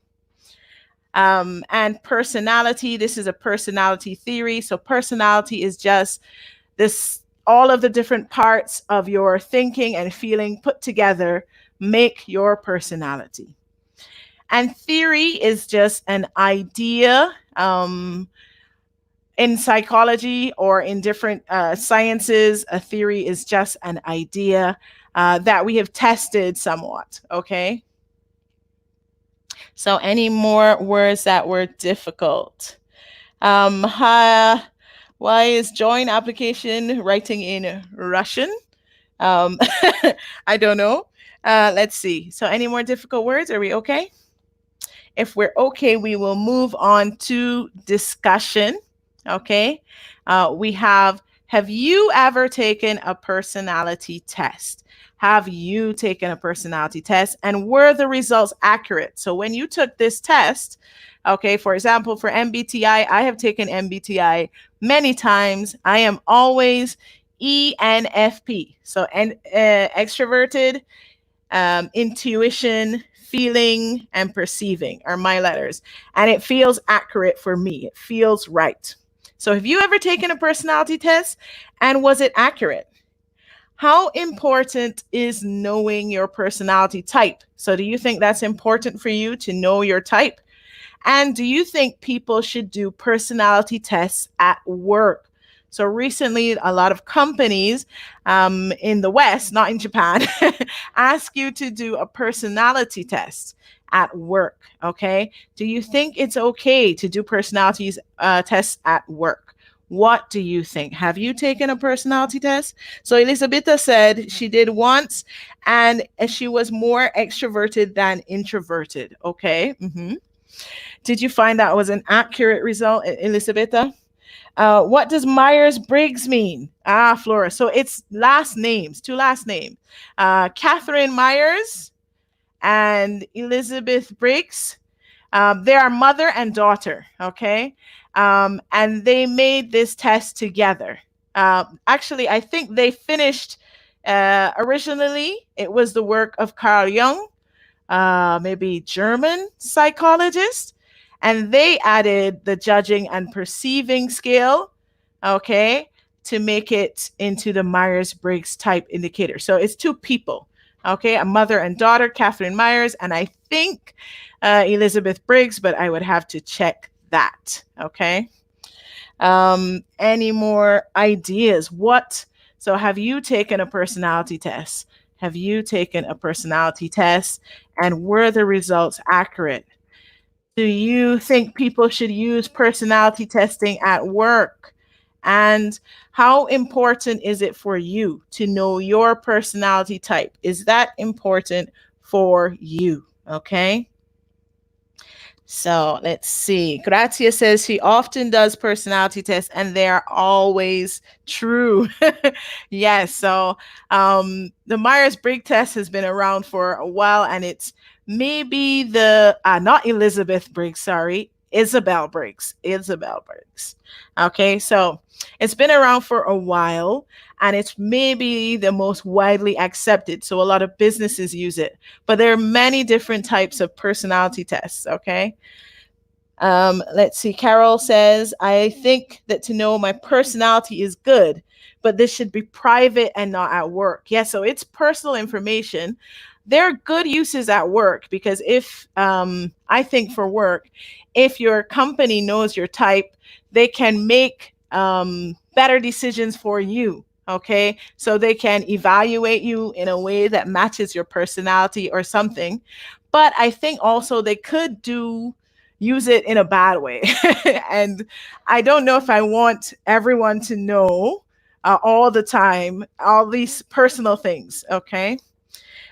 Yes, so Elisabetta says it's important because you can understand yourself better. Yes, it's important to understand yourself better.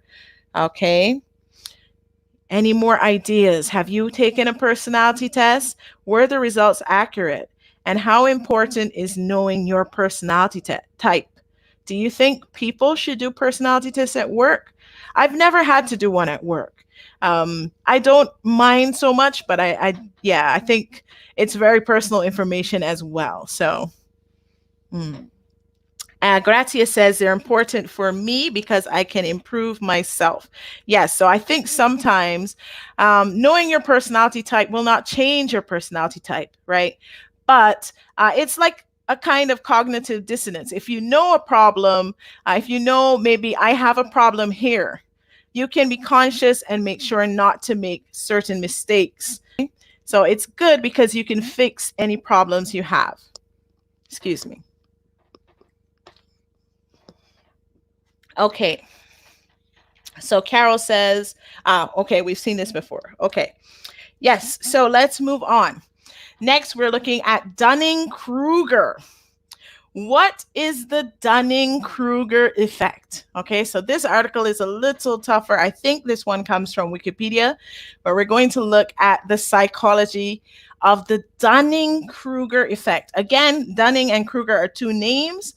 A lot of psychology are named after the people who came up with the theory. Okay, so a lot of these theories are named after the people who made them up. Okay, so let's look at the Dunning-Kruger effect. Please listen. In the field of psychology, the Dunning-Kruger effect is a cognitive bias in which people with low ability at a task overestimate their ability. It is related to the cognitive bias of illusory superiority, and it comes from the inability of people to recognize their lack of ability. Without the self-awareness of metacognition, people cannot objectively evaluate their competence or incompetence. As described by social psychologists David Dunning and Justin Kruger, the bias results from an internal illusion in people of low ability and from an external misperception in people of high ability. That is, the miscalibration of the incompetent stems from an error about the self, whereas the miscalibration of the highly competent stems from an error about others. Studies of the Dunning-Kruger effect usually have been of North Americans, but studies of Japanese people suggest that cultural forces have a role in the occurrence of the effect.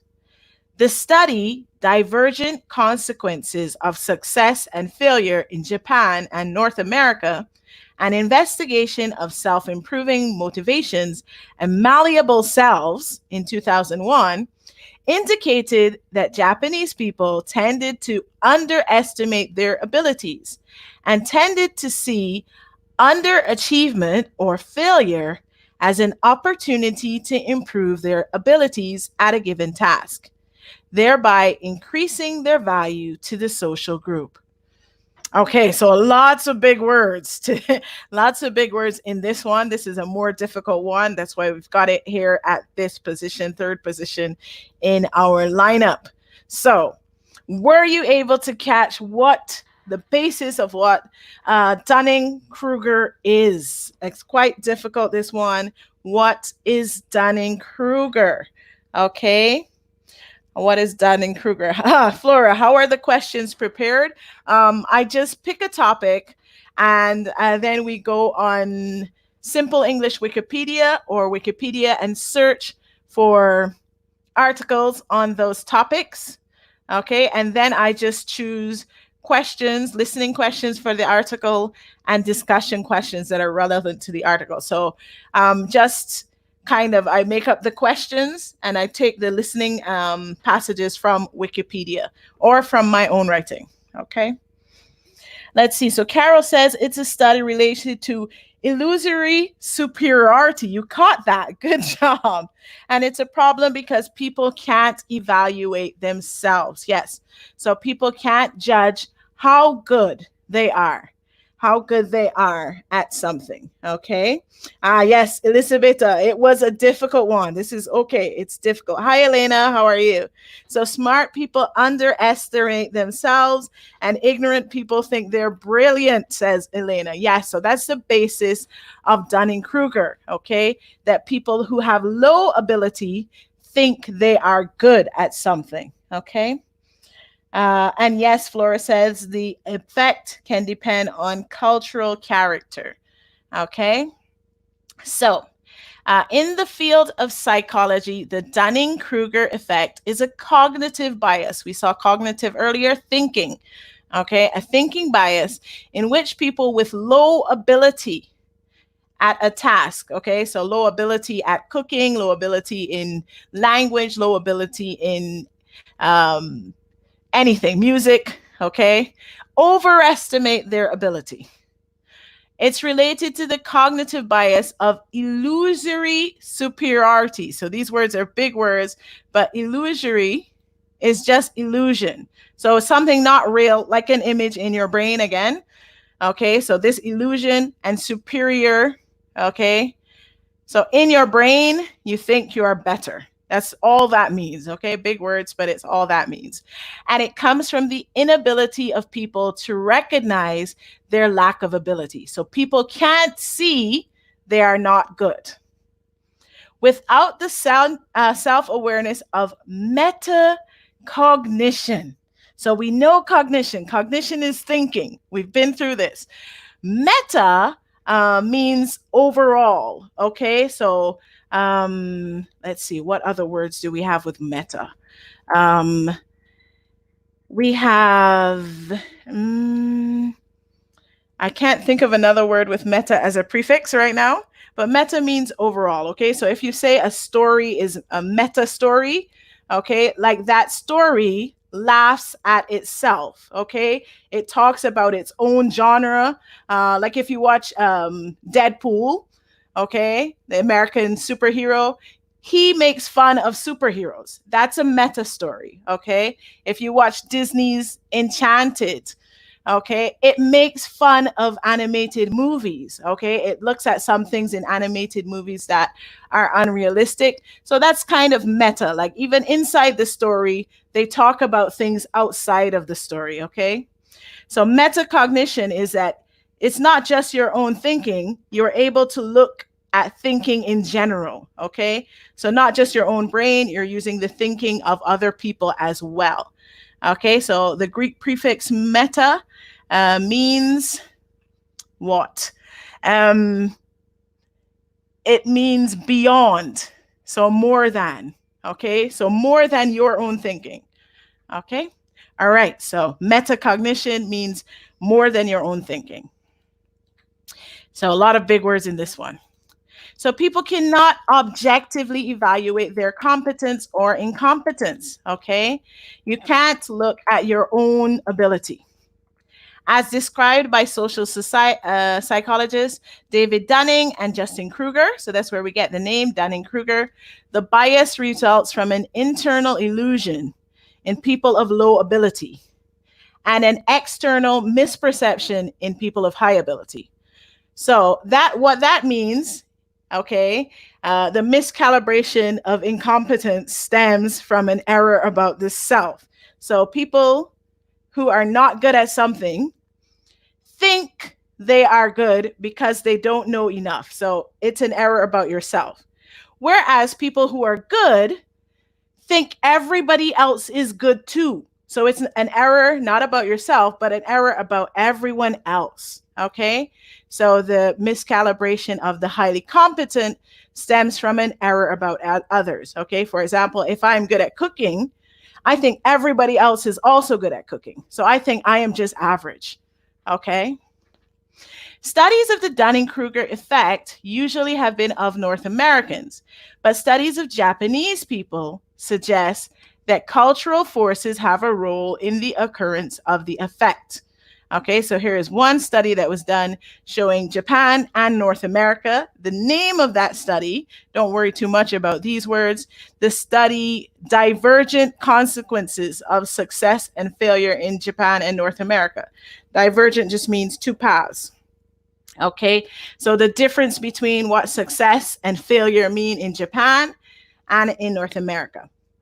An investigation of self-improving motivations and malleable selves. Okay, so this study dealt with how people are motivated to become better. And malleable means able to shape. So malleable cells means shaping your own self, okay? So I am not good at that. Let me shape myself, let me train, let me study and become better, okay? So this study indicated that Japanese people tended to underestimate their abilities, okay? So Japan is well known for people underestimating, always saying that they are worse than they are. It's a cultural thing, okay? But in Japan, people see underachievement or failure as an opportunity. So because you are bad, it means you can work and become good, okay? An opportunity to improve their abilities at a given task, thereby increasing their value to the social group. So lots of difficult words here, lots of difficult words. Do not worry too much. We have a lot of difficult words, but we will be fine, okay? So we've looked at cognitive before. It's of thinking. Illusory or illusion means a vision in your mind that's not real. Miscalibration means an incorrect measuring of something, okay? So if I have a ruler, where's my ruler? Okay, and the marks are off, okay? Here's a ruler, and we've got little marks, right? We've got our little marks on the ruler. If our marks are wrong, then all our measurements are wrong, okay? So it's like our initial measuring system is wrong. And so all of our measurements are wrong, okay? Misperception. So this is to see something incorrectly, okay? And imposter syndrome. So this is often the opposite of Dunning-Kruger. Dunning-Kruger is low ability people think they are good. Imposter syndrome is high ability people feel they are not good enough. So that's imposter syndrome, okay? All right, so let's see. Discussion. Let's get some questions first. In fact, let me say the discussion and then I'll look at your questions, okay? So do you overestimate or underestimate your language skills? Have you ever seen someone else greatly overestimate their own skill? And how can you have an accurate perception of your skills? Okay, so how can you be sure I am this good? I am this bad. I need to improve. I don't need to improve. How can you be sure? Okay, and I'll check some questions while you think about that. Carol says, okay, we looked at that. Flora says, why, you mean the questions related to personality? Okay, how did they prepare the questions for maybe the MBTI? Okay. I think they just did a whole bunch of studies on people and just, develop them from that. So you would have to look into the research of Isabel Myers-Briggs, Catherine Myers, and Carl Jung with a J, J-U-N-G, to understand the whole Myers-Briggs, or you could just look up Myers-Briggs. I am not sure about how exactly they came about with the questions. Okay, bias. Okay, bias is like prejudice, okay, but not necessarily bad, okay? So prejudice is usually a bad thing. Like, I don't like people from Barbados because they do this. They are too loud. They laugh too much, okay? That's a prejudice, okay? But a bias is like you like something too much or you like something less, okay, because of some thinking, okay? So, for example, you could be biased. For example, I live in Japan, okay? And if I was a referee in an international sports game and Japan was playing against France, I might have a bias towards Japan, okay? So a prejudice might be, I don't like this person or something, but a bias might be positive, okay? So I like Japan more. I might, even without thinking about it, I might give Japan more points. I might make calls in favor of Japan, okay? That's a bias, okay? So we are all kind of biased towards ourselves, usually, okay? A lot of people think better about themselves. So that's a bias, okay? Bias is a positive thinking towards something. And self-awareness. Self-awareness means, self is just myself, right? Self-awareness means knowing myself well, okay? All right, so how about you and your language skills? Do you overestimate or underestimate your language skills? Okay, Elizabeth says she often, always underestimates her language skills. And when she speaks with others or write things, she sees problems, okay, and then sees her mistakes. So she always feels like there are a lot of mistakes. And so she underestimates her language skills. Grazia says she underestimates her language skills. She's been learning English for years, and she thinks she's always at the same level. I don't think so. I mean, if you can understand this lesson, you are doing pretty well, because I'm talking mostly at natural speed. Okay. Some of the articles, that last article was difficult. That's okay.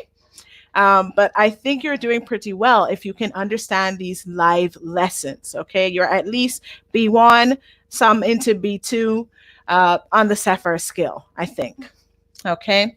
Let's see. Robert says, I think most of us underestimate our language skills, and that's the reason we feel ashamed to talk in our language, our target language, because we don't feel confident enough. Interesting. Yes. So one way I have seen this Dunning-Kruger effect is in my teaching. I have found, because I teach English and Japanese on iTalki, and I have found that English speakers generally underestimate their skills. Okay. English learners, they always say they are so-so, they're bad. And then they have a conversation and they're fine. Right. My Japanese students are all beginner. I only teach beginner Japanese students. And when I ask at the beginning, how much can you do? They say, oh, I'm pretty good. And then we start to read and they can't read. So the simplest system, right? And for me, I think saying that you're pretty good when it's not easy to read, or you can't read all the letters, that is overestimating, right? Whereas I have some students in English who are C1 and they say, I'm okay, but I don't have enough vocabulary. I really struggle with this. Okay, so I think they have brought themselves down a lot more. My English learning students have a lot more trouble with underestimating. They say they are here, but they're really here. My Japanese students say they are here, but they aren't. Okay, so it's interesting for me because I have this between my English. I don't have any English beginner students, but I have Japanese beginner students. So I see it with my Japanese beginner students. Okay, they say that they're okay, but they can't read. We can't have free conversation. Just for example, if we have something written down and I say, how is the weather? And they say, oh, it is sunny. Okay. But if I do that same conversation without writing it down, they have trouble. Okay. So I think my beginner students definitely overestimate some of my beginner students, not all of them. Some of them are very accurate, but some of my beginner students definitely overestimate their skill level when they are starting. Okay. Because they have done some work. They have watched some TV. They have read some books. They have done some studies independently. And so they happen to overestimate their skills. Okay. Let's see. So where are we? So Elena says she underestimates her skills too. Barbara says she's a teacher and she saw many brilliant children underestimate their skills. Yes. Even they said, I won't be able to study at university. I'm not smart. So some kids feel like they're not good enough for university, but they're good. Okay, so yes, so we see this Dunning-Kruger. Irene says she always underestimates her language skill because she's an introvert. Yes, so learning languages can be difficult for introverts because it's hard to talk to other people. And speaking is such a big part of language learning. Yes, so it can be difficult. I think iTalki is great for that because you don't have to go to someone physically. You can talk online in your comfortable space in your house. You know, this is my little comfortable space. I don't have to go anywhere. So I think iTalki is a great help for introverts, okay? Because you don't have to go sit in a classroom full of people that you don't know. We have also, Elena says, understanding is not enough for her. She understands everything, but it's difficult for her to express her thoughts clearly. That's why she thinks her English level is low. So yes, I think when you start with a language, the first step is understanding everything, and then it's being able to communicate. So I have, my Portuguese and Italian are pretty much at that level where I understand. I can watch movies in Italian, no problem. But to communicate is a mess, especially because when I speak Italian, half of it is Portuguese, half of it is Spanish, and there's probably no Italian in it. So yeah, it is difficult when you understand here and you can only speak here. So that is difficult, yes. Let's see. Carol says she knows many people that overestimate their skill. Yes. And they're very good in showing this, and this upsets her a lot. Yes. So Dunning-Kruger is one of those things. I think people who are not good but think they are good are very loud. So they're like, I'm really good at this, and then they're like, I'm really good at cooking, and then the food is horrible. You're like, oh, what do I do? Right? So yes, I think people who fall into this Dunning-Kruger category are really, really loud about it, okay? Whereas people who fall into like imposter syndrome, where you're good but you think you're not, they're quiet. So only if I ask you about it will you say something, right?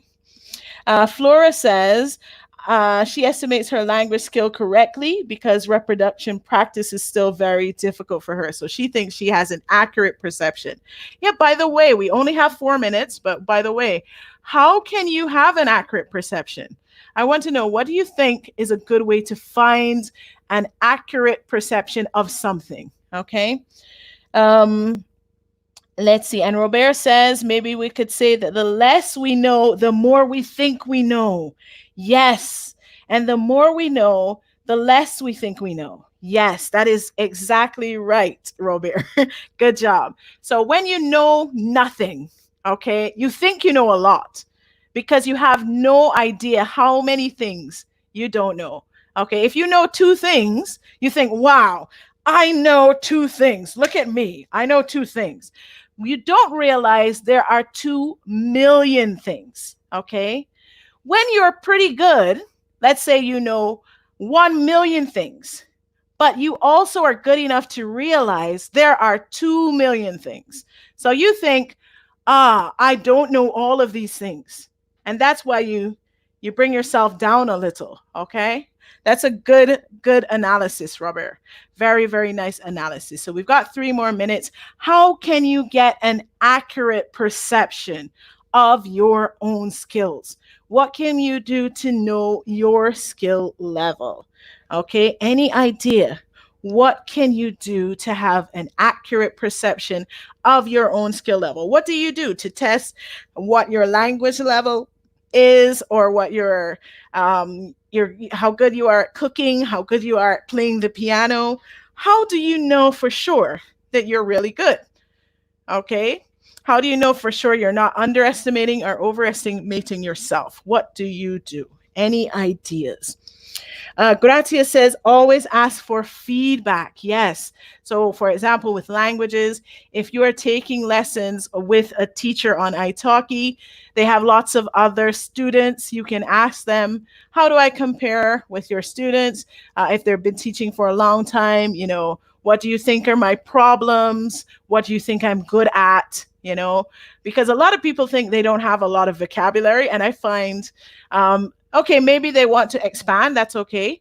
But if you are able to accurately say everything you want to say, that's a good level. That's a good level. If you don't have to stop and think for words, you're doing well, okay? But a lot of people can't see that. So asking for feedback from someone who you know is better or is an expert, or even a lay person, anybody, average person. For example, in cooking, anyone can tell if your food tastes good. Okay, you might not be able to say it has a hint of mint with a slight tanginess. No, but I can say this tastes good or this tastes bad, or this tastes okay, or this has too much salt, you know? So ask for feedback. Good point, Grazia. Ruben says, speaking with experts. Yes, so in the case of languages, you could ask your teacher, okay? In the case of food, you could ask someone you know who is good at food, okay? Someone who, in your opinion, cooks well, okay?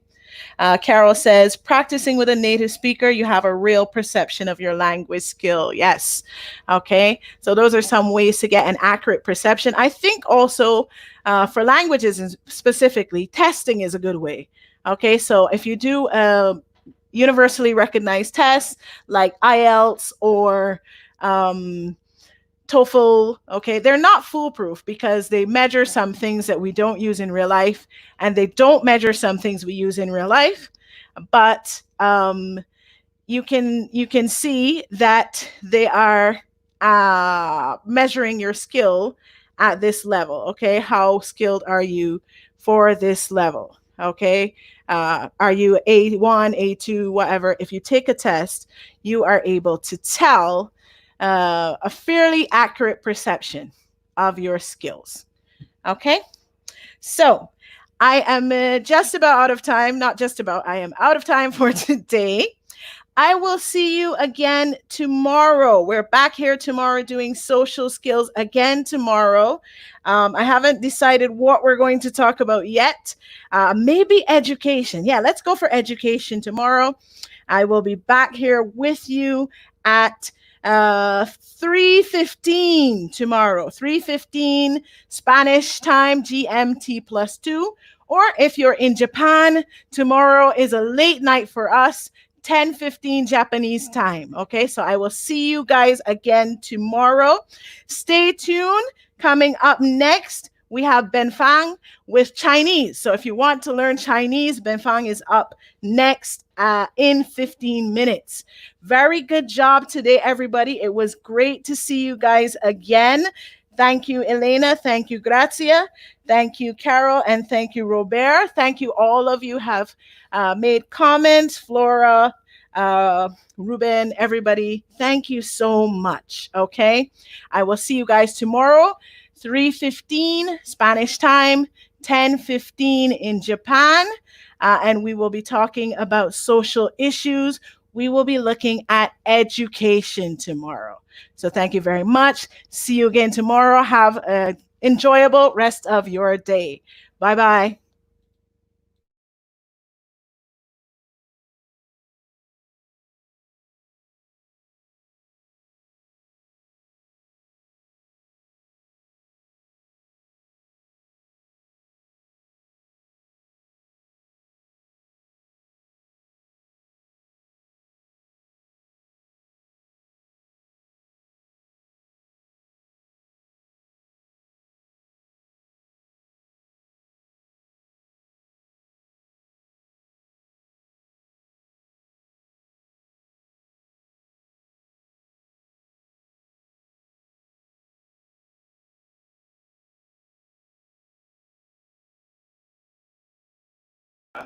I'm doing a very good job, and then working at home is a very wonderful thing.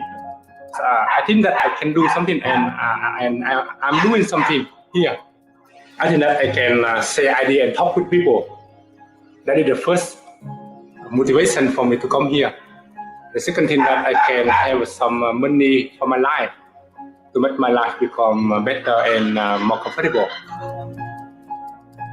It's very wonderful website of iTalki because iTalki is the connection between every people in the world with each other.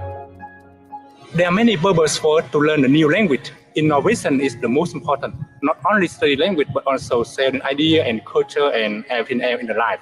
and through the learning and teaching, and we can share more ideas and we can share our life better.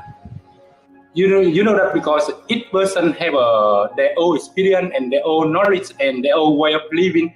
And when we meet new people, and we think that we are discovering a new universe or a new area or something like that. So it's wonderful that we have this diversity and we should just learn from each other. But if you at least just learn a second language and expose yourself to a second culture, not only do you understand that culture better, but you understand your own culture better. And if most people just did that and were talking openly and honestly about themselves and other people, I don't think there would be any diversity problems. Because we're all learning from each other. He's a very good student.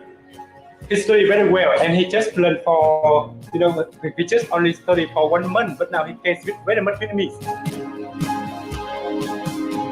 Later on, the student and the teacher can meet in a different country, and then the relationship become very good. We drink coffee together, and we go and I ride a motorbike, and I take them along somewhere beautiful together, and we talk together, and then they come back to their country, and we become teacher and student again. We study again. Yeah.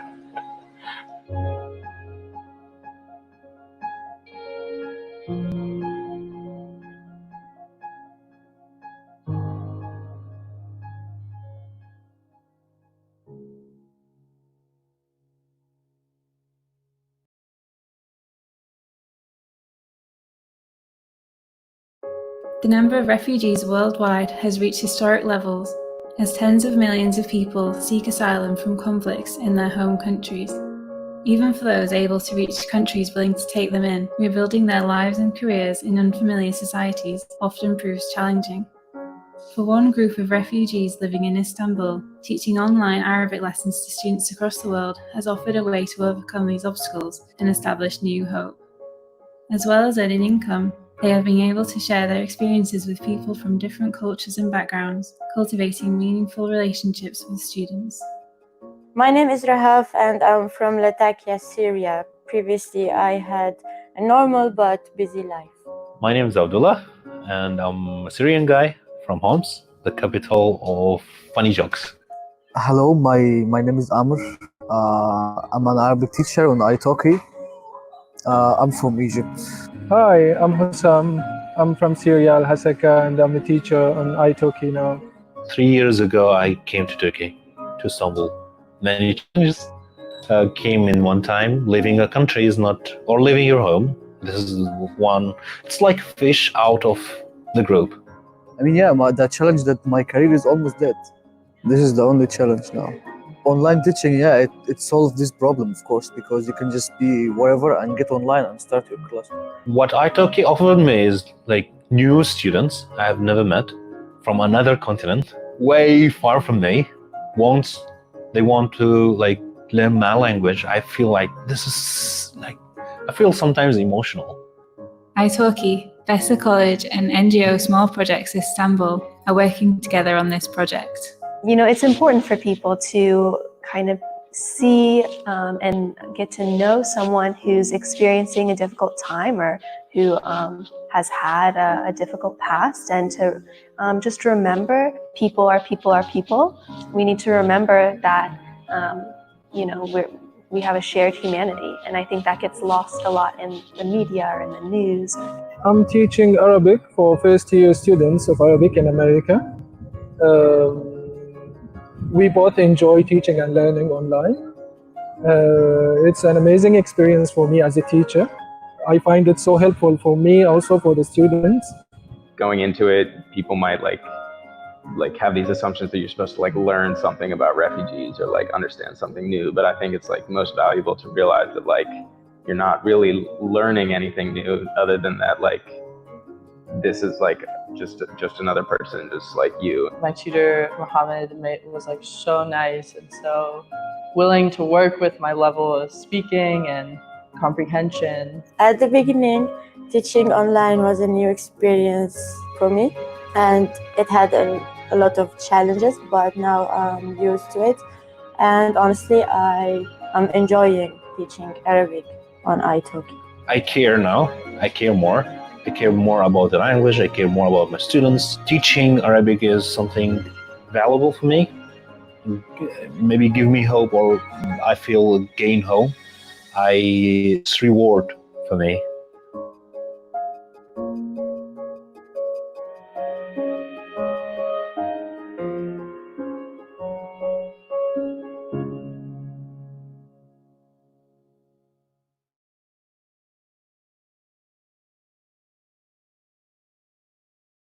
Hi, I'm a language learning app. Can we move on? This is a dog. I don't have a dog. Repeat after me. This person eats bread. I want to practice English for my job interview. Incorrect. You haven't reached this lesson yet. Now repeat after me. This person eats bread. Fine. This person eats bread. That's better. Moving on.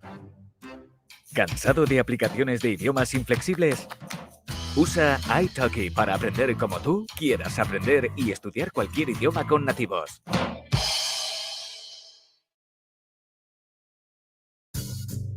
Meet Peter. He is learning Chinese. He was studying on his own with textbooks, flashcards, and apps, but is still having problems with basic conversation. This is Maria. She loves learning English, but she doesn't have many opportunities to use it. With iTalki, Peter and Maria are able to get personal online lessons to help them become fluent in a foreign language. You can start learning a language on iTalki today. Just follow these 3 simple steps. 1. Select the language. English, Spanish, Chinese, French, Japanese. iTalki has teachers for every language. 2. Select the teacher. With iTalki, you can choose from thousands of experienced teachers from all over the world. And 3. Schedule a lesson. Online language lessons are the next best thing to living in a foreign country. With iTalki, you'll have a personal language teacher and real conversations with native speakers. Every day, thousands of people are connecting to international teachers through iTalki. Teacher today and become fluent in a foreign language.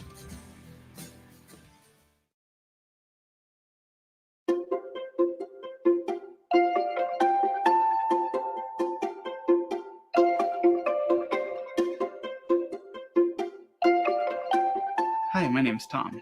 I'm from the US, I'm a chemical engineer, and I'm passionate about language learning. I've used iTalki to learn 8 languages to conversational level.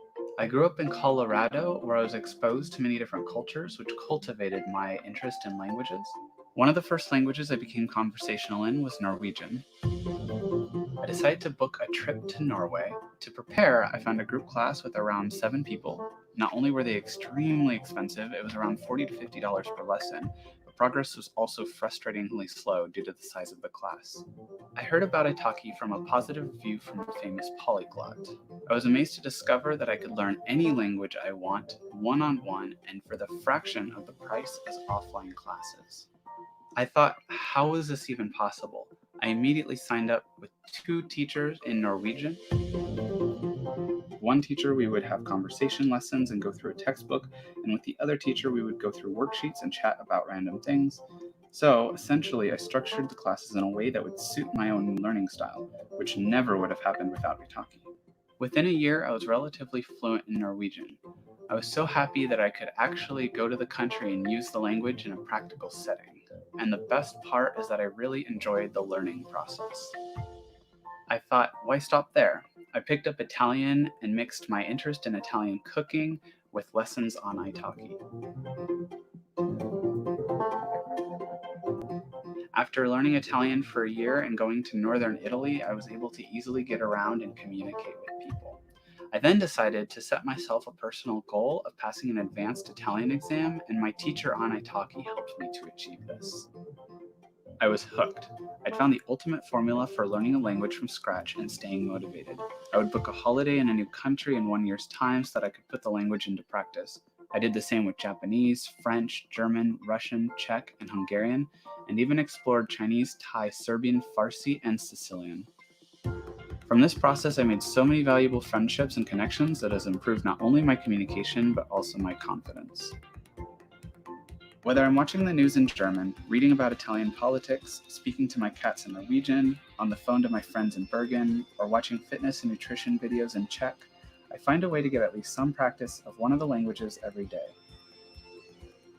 I found the best way to stay motivated is to align my interests with...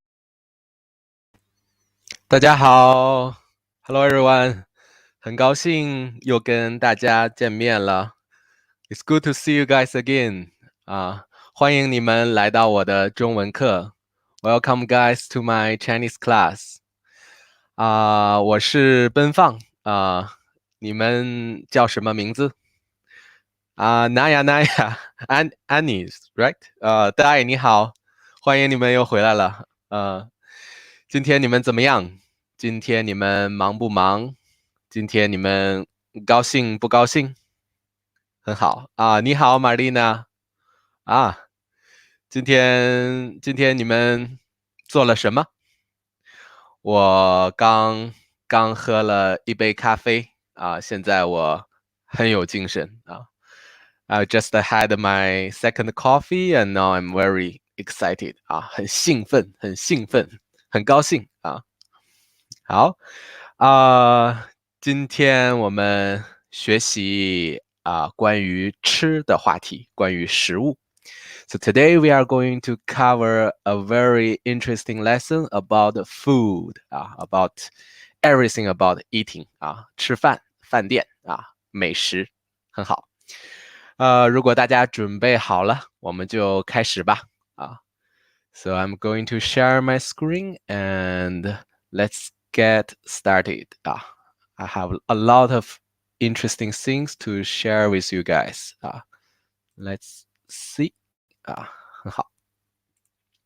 好one second， 等一下。好这个是我们这个星期的计划。This is a plan of this week's lesson.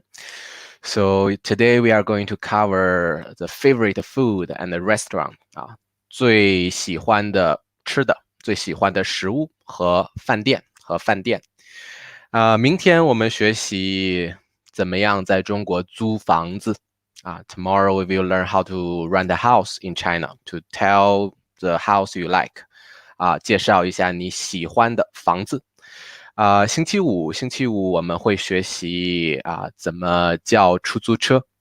Friday we are going to learn how to call Uber taxi. So if you guys want to get the first notice about the topic, feel free to add the WeChat group. I will always send you the notice right before the class. 非常好。Laura 欢迎你很高兴又跟大家见面了很多同学很多学生问过我老师，餐厅、饭馆、饭店有什么不同有什么不同 Many students have asked me 老师what's the difference between 餐厅、饭馆、饭店有没有人知道这三个词的不同 Is there anyone know the difference 不同 among these three words 这三个词有什么不同如果你们知道，你们可以写一下答案If you guys know, feel free to write your answer. 很好我们也可以多多少少从这些照片里看出来More or less, we can also tell from the photos, right? 我们可以看这些照片，然后知道这个是餐厅，这个是饭馆，这个是饭店。So the difference is that 厅means a lobby, a big lobby. For example, in hotel 在酒店，在酒店有一个大厅In hotel there's a big lobby. 你回家的时候，你有一个客厅the living room. When you return home, 回家的时候有一个客厅 living room So 餐厅 is usually the place that in a hotel or with a big lobby with many tables that you can host a wedding, 婚礼, or you host a big conference events. So those kind of place for dining, it's 餐厅，餐厅，非常好，非常好啊。I think in English there's canteen, right? But in Chinese, the original sound for restaurant, for the one with big lobby, it's 餐厅，餐厅。Or we can say the big restaurant, 大饭店，大饭店，非常好啊。Either 餐厅或者大饭店，大饭店，非常好。And the difference 的不同饭馆和饭店的不同the difference between 饭馆 is 饭店 is that 饭馆 is more a cozy small place. 饭馆有7张桌子、8张桌子、10张桌子饭馆 has 7, 8, 10 tables 饭馆不太大，不太大。饭店可以有很多桌子could have many tables. 饭店可以有很多桌子。And in northern China, 在中国北方中国北方我们喜欢说饭馆 we put a sound behind the 饭馆。So in northern China, 中国北方我们常常说饭馆，饭馆。南方人，中国南方人常常说饭馆，饭馆without the that's also a big 不同 a big difference. And 你们喜欢餐厅、饭馆还是饭店？ Which one do you guys prefer? 我喜欢饭馆，饭馆很小，很舒服The 饭馆 is very cozy and comfortable 所以我常常告诉我的朋友 I always tell my friend 我告诉我的朋友走我们下馆子去我们下馆子去下馆子 here the 馆 is short for 饭馆下馆子 is a very spoken way for us to tell to go to the restaurant, to dining out, to find a cozy place to eat. So this way for going out to eat is 下馆子，下馆子。Dai said it's 餐厅 a fancy 饭店。Not necessary. Could be because 餐厅 on one way is the fancy 饭店。在一个酒店里面 inside a hotel. But on the other hand, 餐厅 also could be the dining hall in a company or in a school. So 在学校里，在公司里也有一个餐厅It's more like the canteen for students and for the employees. So that's not very fancy, right? So it can be either way for 餐厅。餐厅 but 大饭店 is always a fancy restaurant 大饭店好非常好我们继续我们今天下馆子going to the restaurant 今天我们的课是HSK 2到 HSK 4的水平today's class can be varies from level 2 to level 4 of HSK. So in the beginning, I think it's very good to introduce you guys some 俗话 proverb. No matter for which level, when you use a proverb in Chinese, it's very it will be very impressive for your Chinese friend. 你们的中国朋友听见你说俗话他们会觉得哇你知道很多哇 you know a lot, you know how to say the Chinese proverbs. So here are some very good, very common proverb 俗话 in Chinese. and it's all about 吃饭, about 美食, about eating and food. So you can always start your sentence with 俗话说得好，俗话说得好。As the proverb says. So this will be the sentence for you to introduce your proverb. So you can always start your sentence like 俗话说得好，俗话说得好。Colleen said, it's very nice when you speak Chinese and then translate to English. Yes, because I don't know which level. 我不知道你们的水平怎么样. I don't know the level of you guys, so I hope if I translate in English and Chinese at the same time, many students can understand.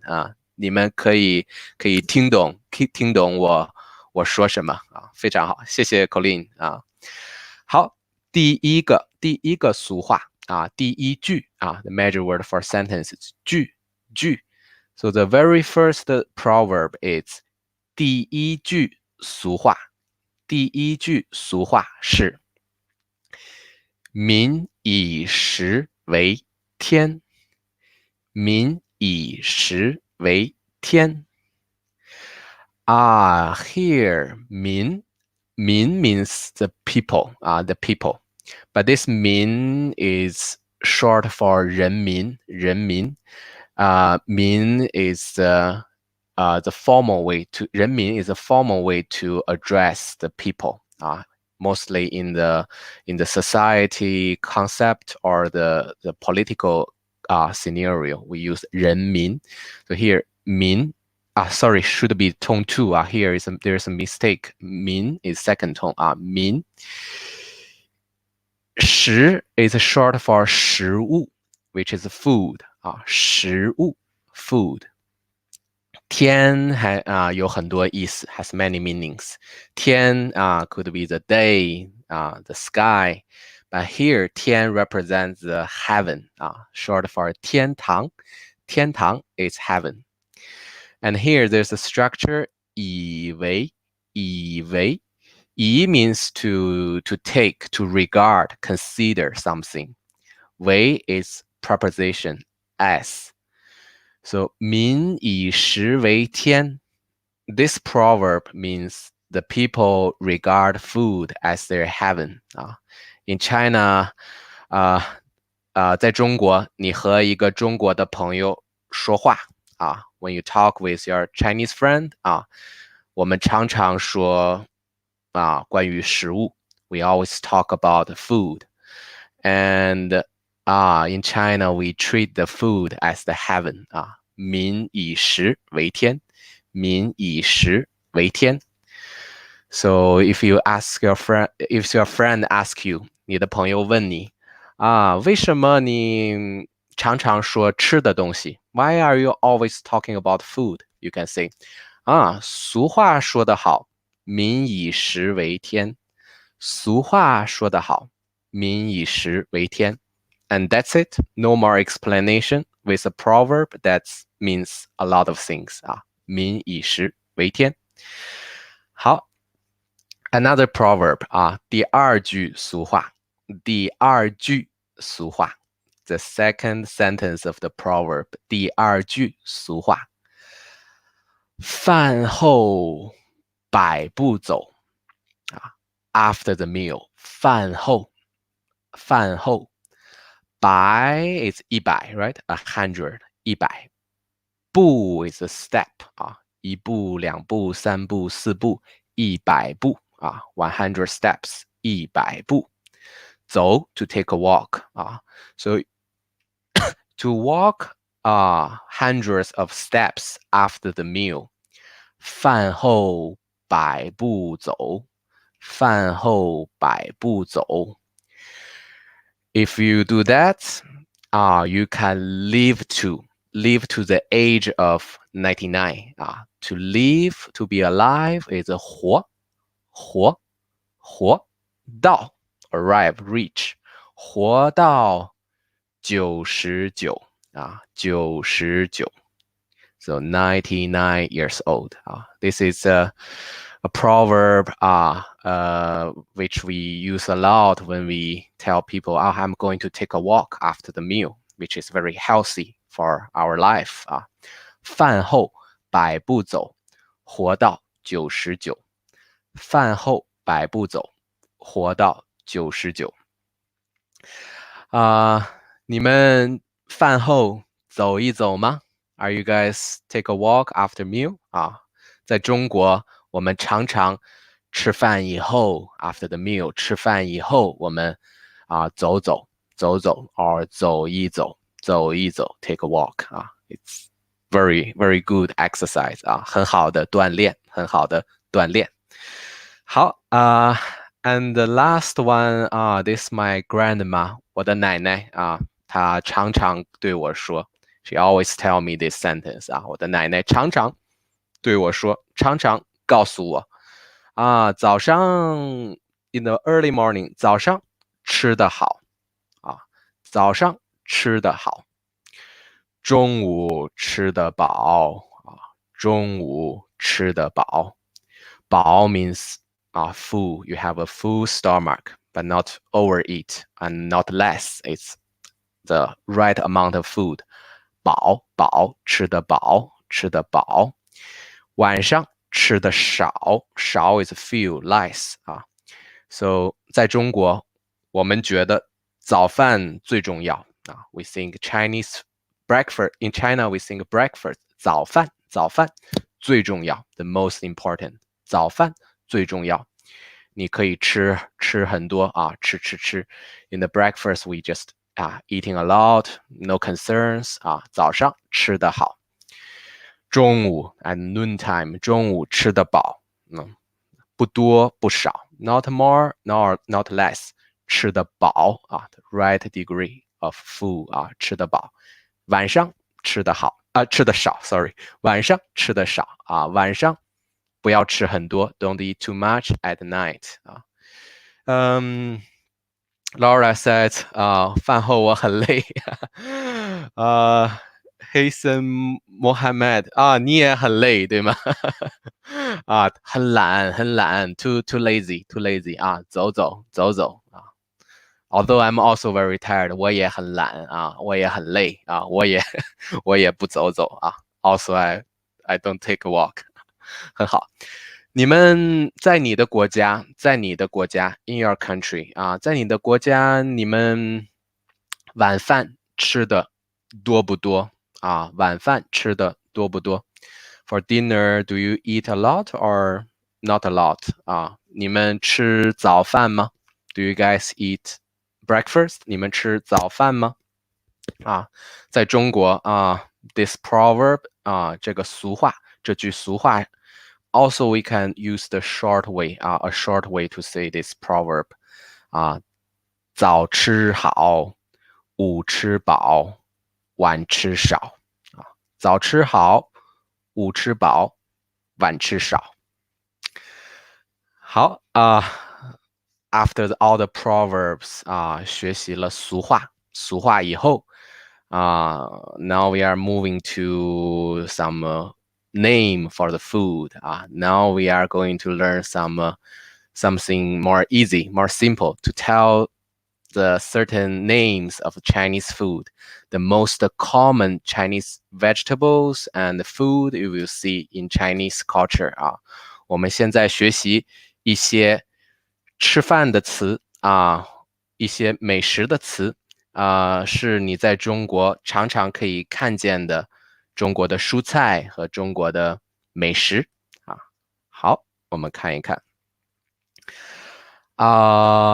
你想吃点什么你想吃点什么 You 想 plus verb is would like to 想 itself is to think however 想 plus verb together is would like to do something so you would like to eat something a little bit of something 吃点什么吃点什么你想吃点什么 What would you like to eat 你想喝点什么 What would you like to drink 你们告诉我you guys tell me， 你们告诉我，你们知道哪些中国菜？What Chinese food do you guys know about？ 你们知道哪些中国菜？Colleen said， 法国人早上吃很多，可是我早上不吃，我晚上吃很多。非常好，非常好我也是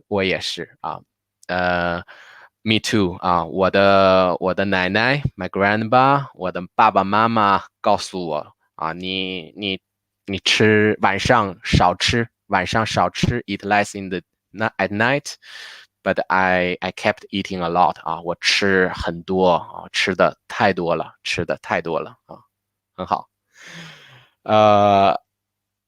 没法力，欢迎你没法力，鸭血粉丝汤，真的吗？That's a very difficult one very 很难的一个中国菜the duck blood and the rice noodle soup 这个我没吃过真的我没吃过I haven't tried that food. I know it's very famous， 很有名，很好吃，可是我没吃过I have never tried。豆汁儿，大家说豆汁儿豆汁儿是北京很有名的小吃很好大家都知道很多非常好。你好，但是你可以告诉他们你说的对。但是我不听很有意思欢迎你李好，欢迎你李好。好大家都是专家大家都是专家 Everyone already are expert in Chinese food Here I'm just telling you something more basic It's more the most common basic one in China 中国菜常见的中国菜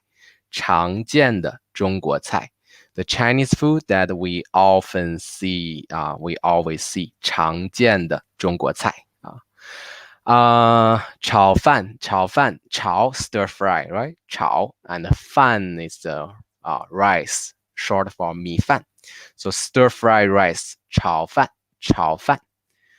And 面 noodle 面 is short for 面条 Tiao is the shape of the noodle, right? Very long and a little bit thick. So 面条 is the noodle. 炒面 is the stir-fried noodle. 炒面面 by the self. Sorry, here should be M-I-A-N. 面. So 面 by itself also can be noodle, can be pasta. So if you put Italy, 意大利 before 面 意大利面 will be pasta all type of pasta in Chinese. In China, we call it 意大利面传统的中国美食traditional Chinese food 饺子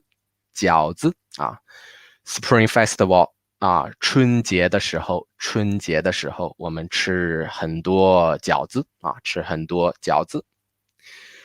包子 here this is a 包子包子 is a steam bun with the meat stuffing inside and we cook it, we steam it 我们蒸包子 to steam the 包子蒸包子So the steam bun has a very thick skin outside and meat inside 外面是面里面是包子是肉馅儿the stuffing 肉馅儿 And the last one 汤 the soup 汤非常好And if you know the ingredients of all those food, you can just put the ingredients in the main ingredient in front of the food.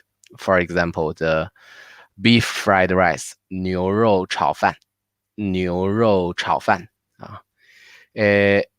chicken 鸡肉 So the chicken dumpling will be 鸡肉饺子，鸡肉饺子啊。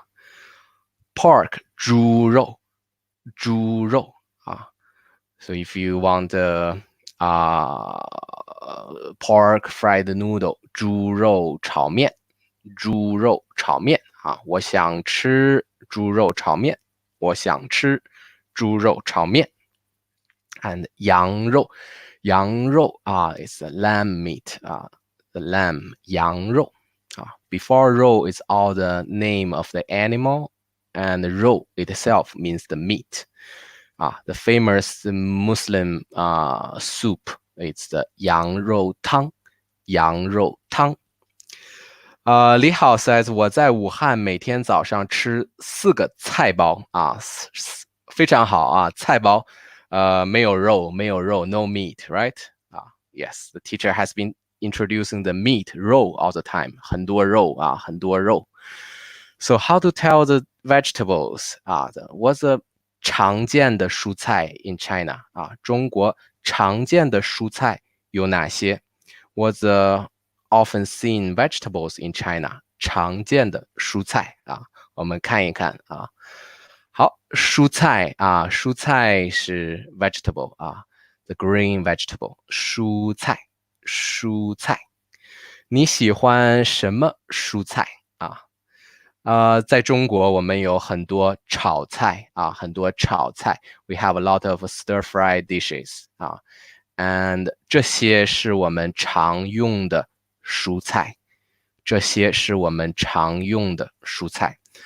Here are the vegetables we use mostly in the Chinese cuisine. We always stir fry with the following vegetables 常见的蔬菜。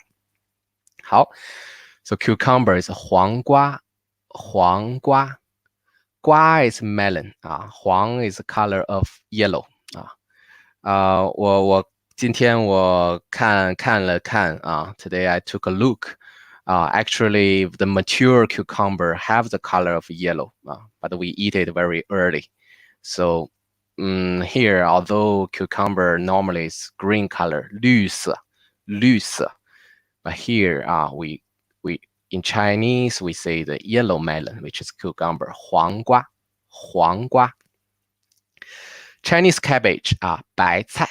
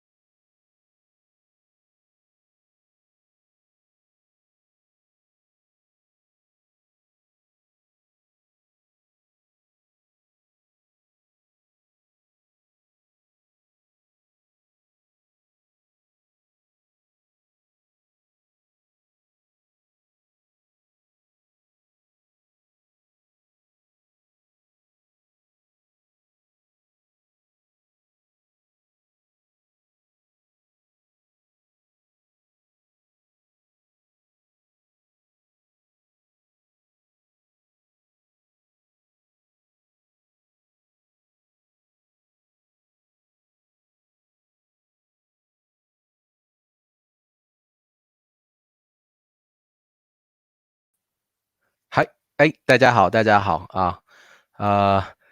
对不起，有一个小的问题现在我回来了。Now the problem is solved 好的，现在非常好，我们继续Let's continue 我们继续。好Let me share my screen 很好好现在好了好西兰花 is the broccoli, right? 西兰花。Another one with flower is 菜花, the cauliflower. 菜花菜 means the dish, the plate of food, right? The dish flower. The flower used for making dishes. Cauliflower. 菜花，菜花。还有中国菜，我们用很多很多洋葱很多的这个 onion 洋葱the green pepper 青椒不辣不辣，辣椒很辣，可是青椒不辣，青椒 is not spicy 青椒。在中国我们常常做青椒炒肉青椒炒鸡蛋stir fry with the eggs 青椒。胡萝卜 the carrot 胡萝卜is the white radish and 胡萝卜 is a carrot 胡萝卜非常好tomato 西红柿is there a reason why broccoli and the tomato has a C West in it? 非常好的问题这个我不太知道This one I really don't know, but it's a good sign for you to remember the names, right? So it has West. 我小时候西兰花不常见When I was young, broccoli is not often, it's not very frequent to see 我小时候我们吃很多菜花，突然有一天我们开始吃西兰花One day, suddenly we start to eat broccoli. 突然有一天我们吃很多西兰花。现在很多饭店都有西兰花。Speaking of tomato, 西红柿 it has another name, 还有一个名字叫番茄。番茄 is more from the Cantonese, and it's very popular when we talking about the 西餐, the Western food. So if you say the tomato pasta, we will say 番茄意面 and the ketchup is 番茄酱 However, if it's a traditional Chinese food, 传统的中国菜we call the tomato 西红柿在中国我们有一个非常有名的菜叫西红柿炒鸡蛋the tomato stir fry with the egg 西红柿炒鸡蛋差不多所有的饭店都有西红柿炒鸡蛋很好and we also have another type of food which is the non-meat dishes the dishes without any meat, that's 素菜 and those are not 蔬菜 not the green vegetables those are the ones that it's non-meat dish 素菜The other one is 蔬菜sh with the u tone 1 蔬菜 Here it's the su tone 4 素菜非常好所以常见的素菜有豆腐茄子 mushroom the general term 蘑菇土豆 potato 土豆藕片 藕 is a plant 植物the lotus and you cut it into the 片 the pieces which is 藕片 it's the lotus root slice 藕片 fungus 木耳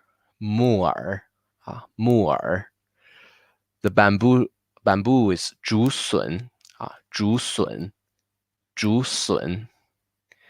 And these are quite popular 啊，很受欢迎，很受欢迎。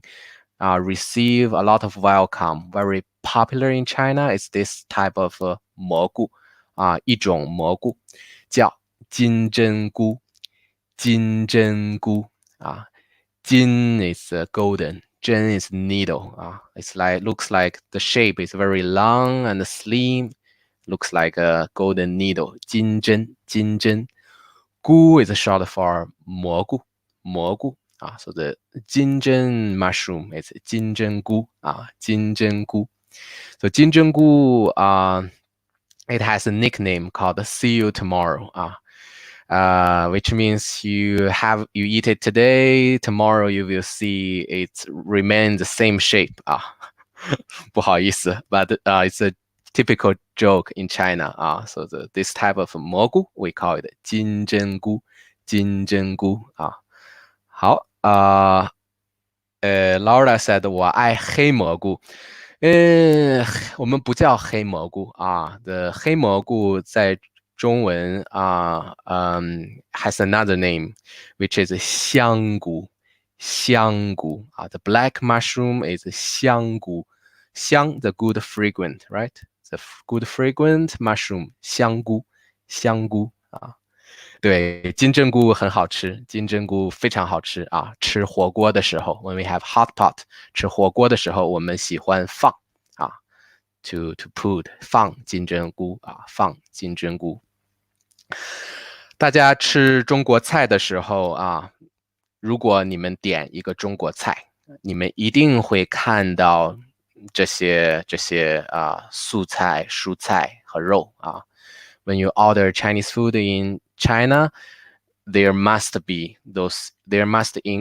include those ingredients 肉、蔬菜素菜好下面next 下面我们看一看你喜欢什么味道Since we already know the ingredients, now let's talk about the 味道 the taste, the flavor 味道，味道。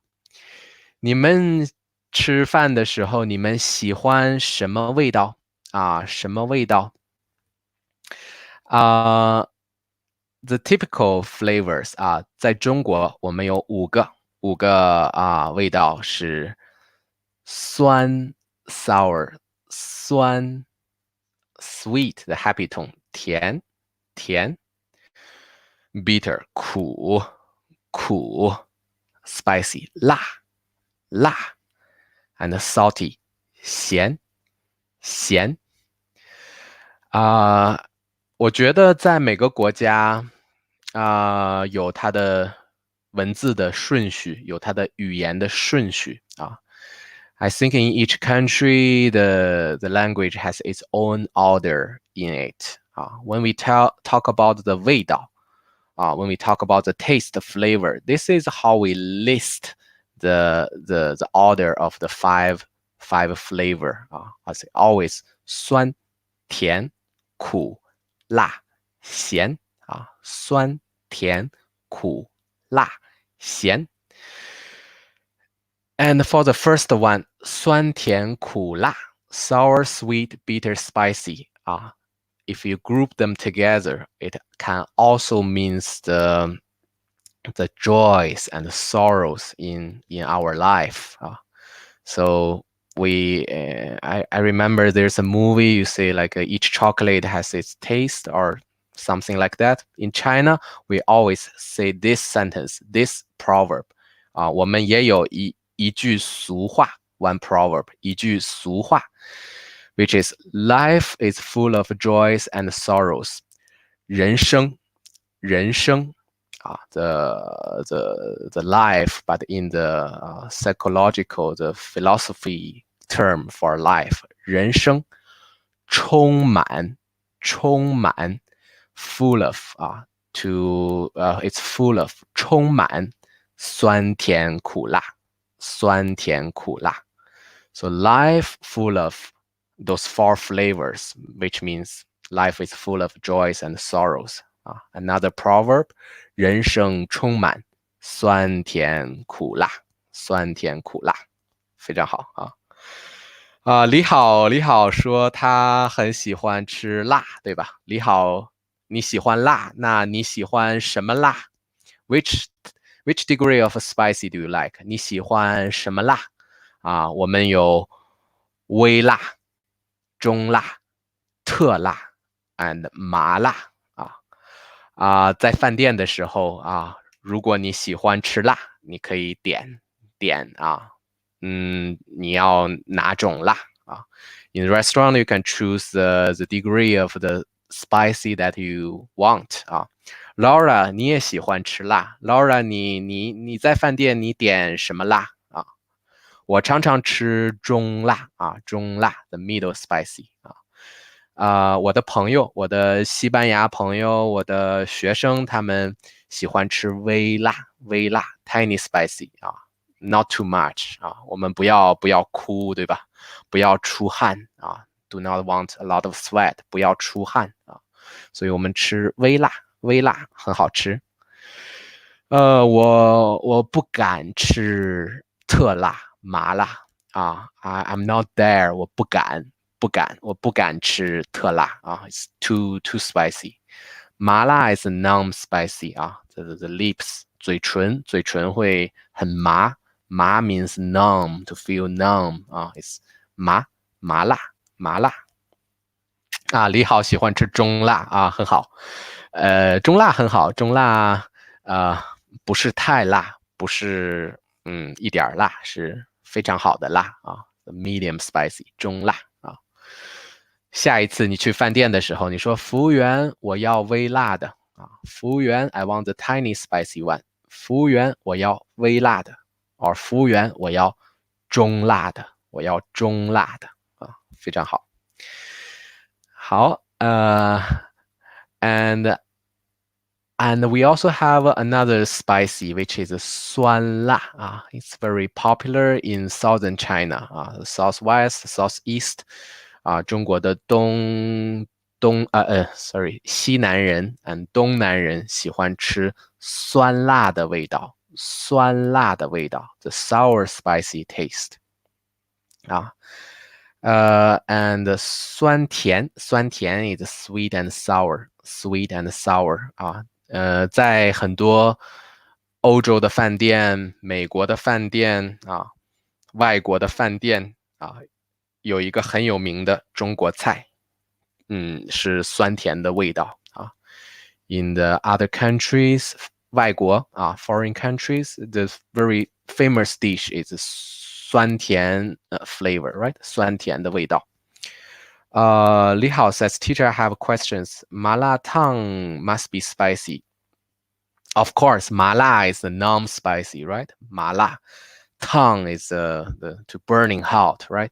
麻辣烫 is a street food.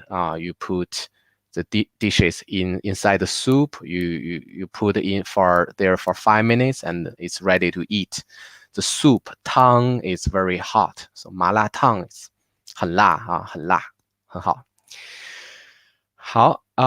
so 还有other than 好吃好喝 other than tasty delicious we can also say we can also use the adjective of 重 heavy 重so 我喜欢重一点的味道 I like some very heavy taste very strong taste which is 重 can be things very heavy 东西很重我的包很重 also can be the strong flavor 很重的味道 so 我喜欢重一点的味道 I like the taste a little bit strong 重一点的味道 light is 清淡 the opposite light flavor 清淡非常好我喜欢清淡一点的味道清淡一点的味道Chinese food is normally very oily, greasy 油腻 So if you feel the food is too 油腻，太油腻了啊，你可以告诉服务员啊 ，you can tell the waiter waitress 啊，服务员做清淡一点啊。When you cook, make it light, oily 啊。做饭的时候做的清淡一点，做的清淡一点啊，很好。好，这些是味道啊 ，those are the flavors 啊 ，you can use in the restaurant scenario。在饭店的时候，你和服务员，你跟服务员说话的时候，你可以告诉他这些啊 all of those very practical 啊。好的，下面我想问一问大家啊，我要问一问大家，如果你去一个饭馆吃饭 ，if you go to a restaurant， 你觉得什么最重要啊 ？If you go to a restaurant to eat, what do you think is the most important？ 最重要啊，最重要 ，the most important。你觉得 ，in your opinion， 你觉得什么最重要？你最喜欢的饭馆是什么 ？What's your favorite restaurant？ 啊，你最喜欢的饭馆是什么样的啊 ？How it looks like 是什么样的 ？Here I give everyone 8 aspect 啊，我给大家8个方面，8 aspect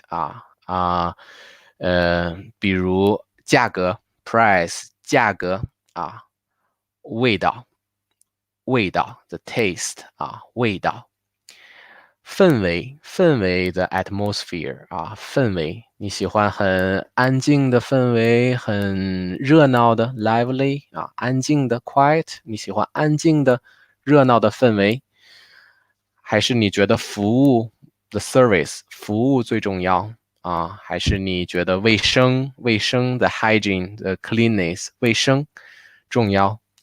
距离啊 the distance 离你的家很近，离你的家很远，你觉得距离重要吗？啊，或者它很受欢迎啊 receive welcome popular 啊 so 你觉得受欢迎 popular or not 受欢迎重要吗？还是你觉得点评 the comment or the 评分 the score the rating 啊你们觉得什么最重要？秀玲说啊，味道最重要。秀玲喜欢为什么秀玲你觉得味道很重要啊？秀玲是印尼人啊 ，from Indonesia， 所以秀玲你喜欢很重的味道，对不对 ？You like the strong taste, strong flavor 啊，很重的味道大家可以写一下啊，你们告诉我你们觉得什么最重要啊 ？You can write to me, you can tap the number from 1 to 8很好啊，秀玲你告诉我你喜欢什么味道？你喜欢咖喱的味道？你喜欢酸甜酸辣sweet sour？Sweet, spicy 你喜欢什么味道？对我来说，to me 对我来说，我觉得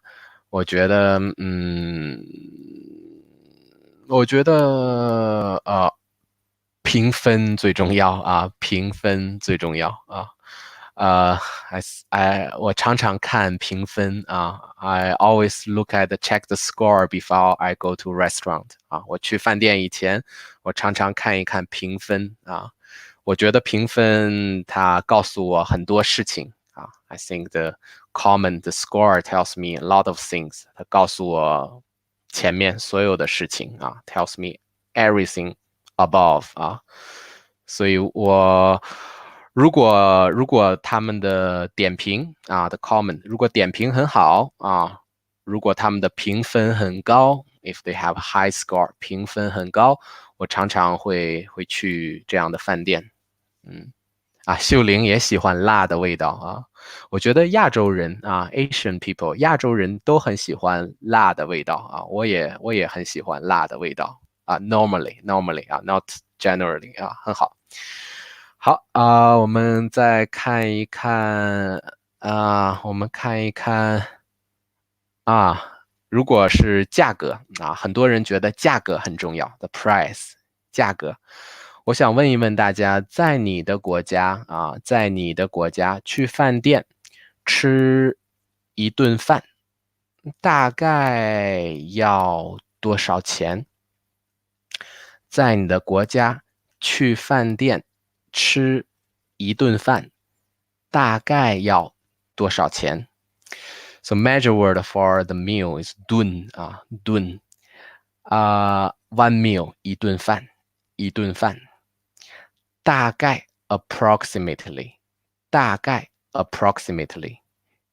要 need 多少钱 need how much how much does it cost to go to a restaurant in your country 在你的国家you can answer me with the number and the measure word of the currency. You can tell me in 块, the Chinese RMB. You can tell me in 美元, the US dollars, 美元. Or you can tell me in 欧元, the euros, 欧元. 很好。非常好啊。我现在在中国啊 ，I'm in China right now。在中国去一个好的饭店啊，一个好的饭店差不多大概一顿饭要50块钱啊，50块钱。So if you go to a clean, good restaurant, not the fancy one, the normal one meal 一顿饭，大概50块钱，50块钱 ，50 RMB, it's more or less 大概多少欧元啊？大概8欧元啊。8 euros 8欧元啊，9美元10美元啊，10 US dollars. Depends on the meal you order, the country you live in, and the kind of restaurant you go to. Yes, 有道理 make sense 有道理啊。你们是哪里人啊？你们是哪国人 ？Which country are you guys from? 娜亚，你好，你们是哪国人啊？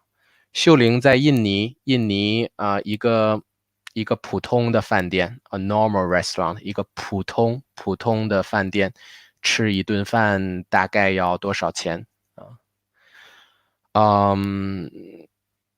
对啊，在中国我觉得价格比较低啊，比较便宜啊 ，fairly 比较。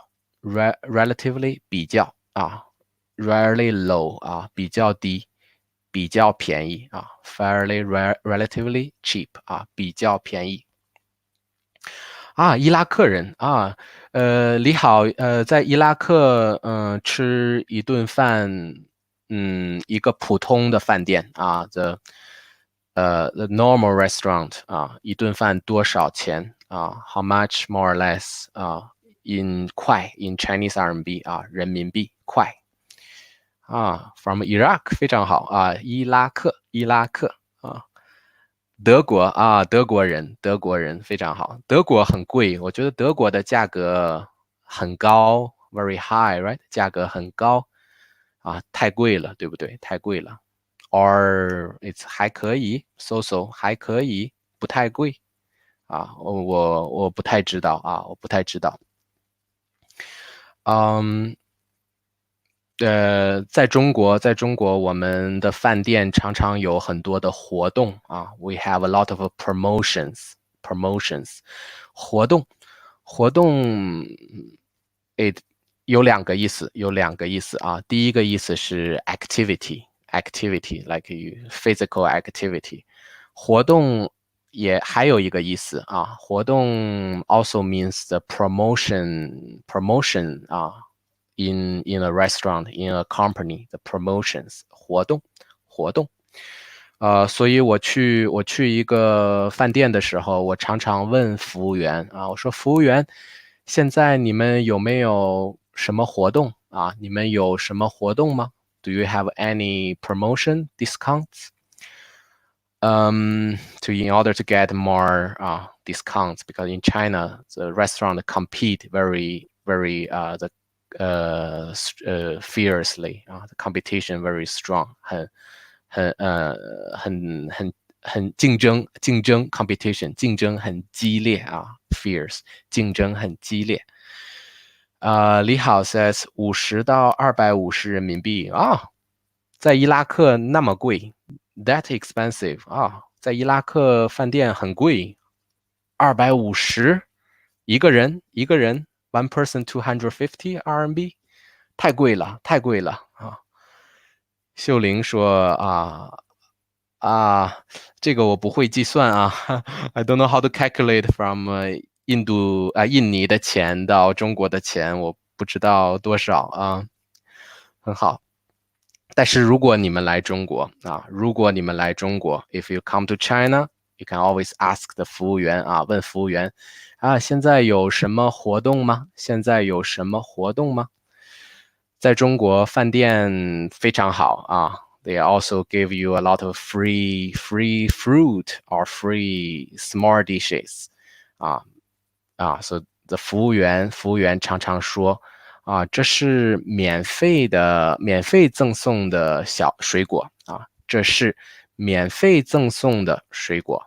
Those are free given fruit or 小菜 small dishes 小菜免费赠送的the free given 免费赠送的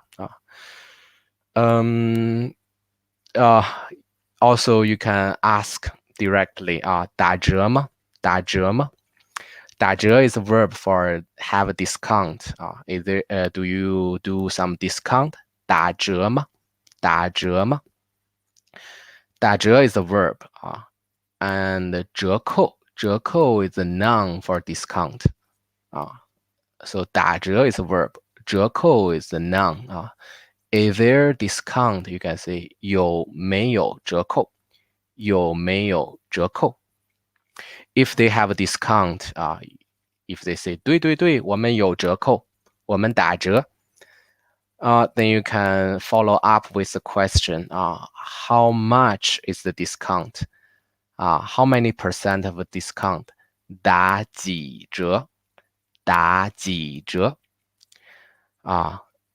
is a verb 折 is a noun the object so we put the number the question for number 几 in between so have how much percent of discount 打几折there's a very interesting concept if it's 10% off we will say 打九折 so we put 9 to represent between 打折 to represent 10% off so 10% off is 打九折we don't say 90 instead we just say 9打九折and 15% off we don't say 85 we don't want the 10 in the discount so if 15% off it will be 打85折and if it's only 5% off 5% off so we use 100 minus 5 is 95 right 95 we don't want the 10 so we will say the 9 and 5 which is 打95折since in China there are many 活动 promotions when you pass by a restaurant the 服务员 always yell to you 现在我们有活动我们打5折 now we have a promotions we have a half 50% off 打5折，我们有活动，我们打5折。And next time, you can save a lot of money in China when you know the 价格 and when you hear the discount information about the 活动好that's for today. 今天我们到这儿我希望帮助大家省了不少钱I wish I had helped everyone saved a lot of money, and also hope I helped everyone to have a better experience with the perfect 味道 flavor that you want in the restaurant and the right dishes that you want in a restaurant. You can say 服务员我不吃肉，有没有素菜I don't eat meat. Is there a veggie dish 有没有西兰花 Is there broccoli 有没有菜花？好的谢谢大家明天注意明天早上9点欧洲时间Central European Time 早上9点我们会学习怎么在中国租房子rent a house。So 欢迎大家明天继续来上我的课，然后欢迎你们如果你们需要这个 notes if you guys need the class notes, feel free to join my WeChat group or send me a message on iTalki 谢谢大家我们明天见谢谢大家，我们明天见。好的，再见。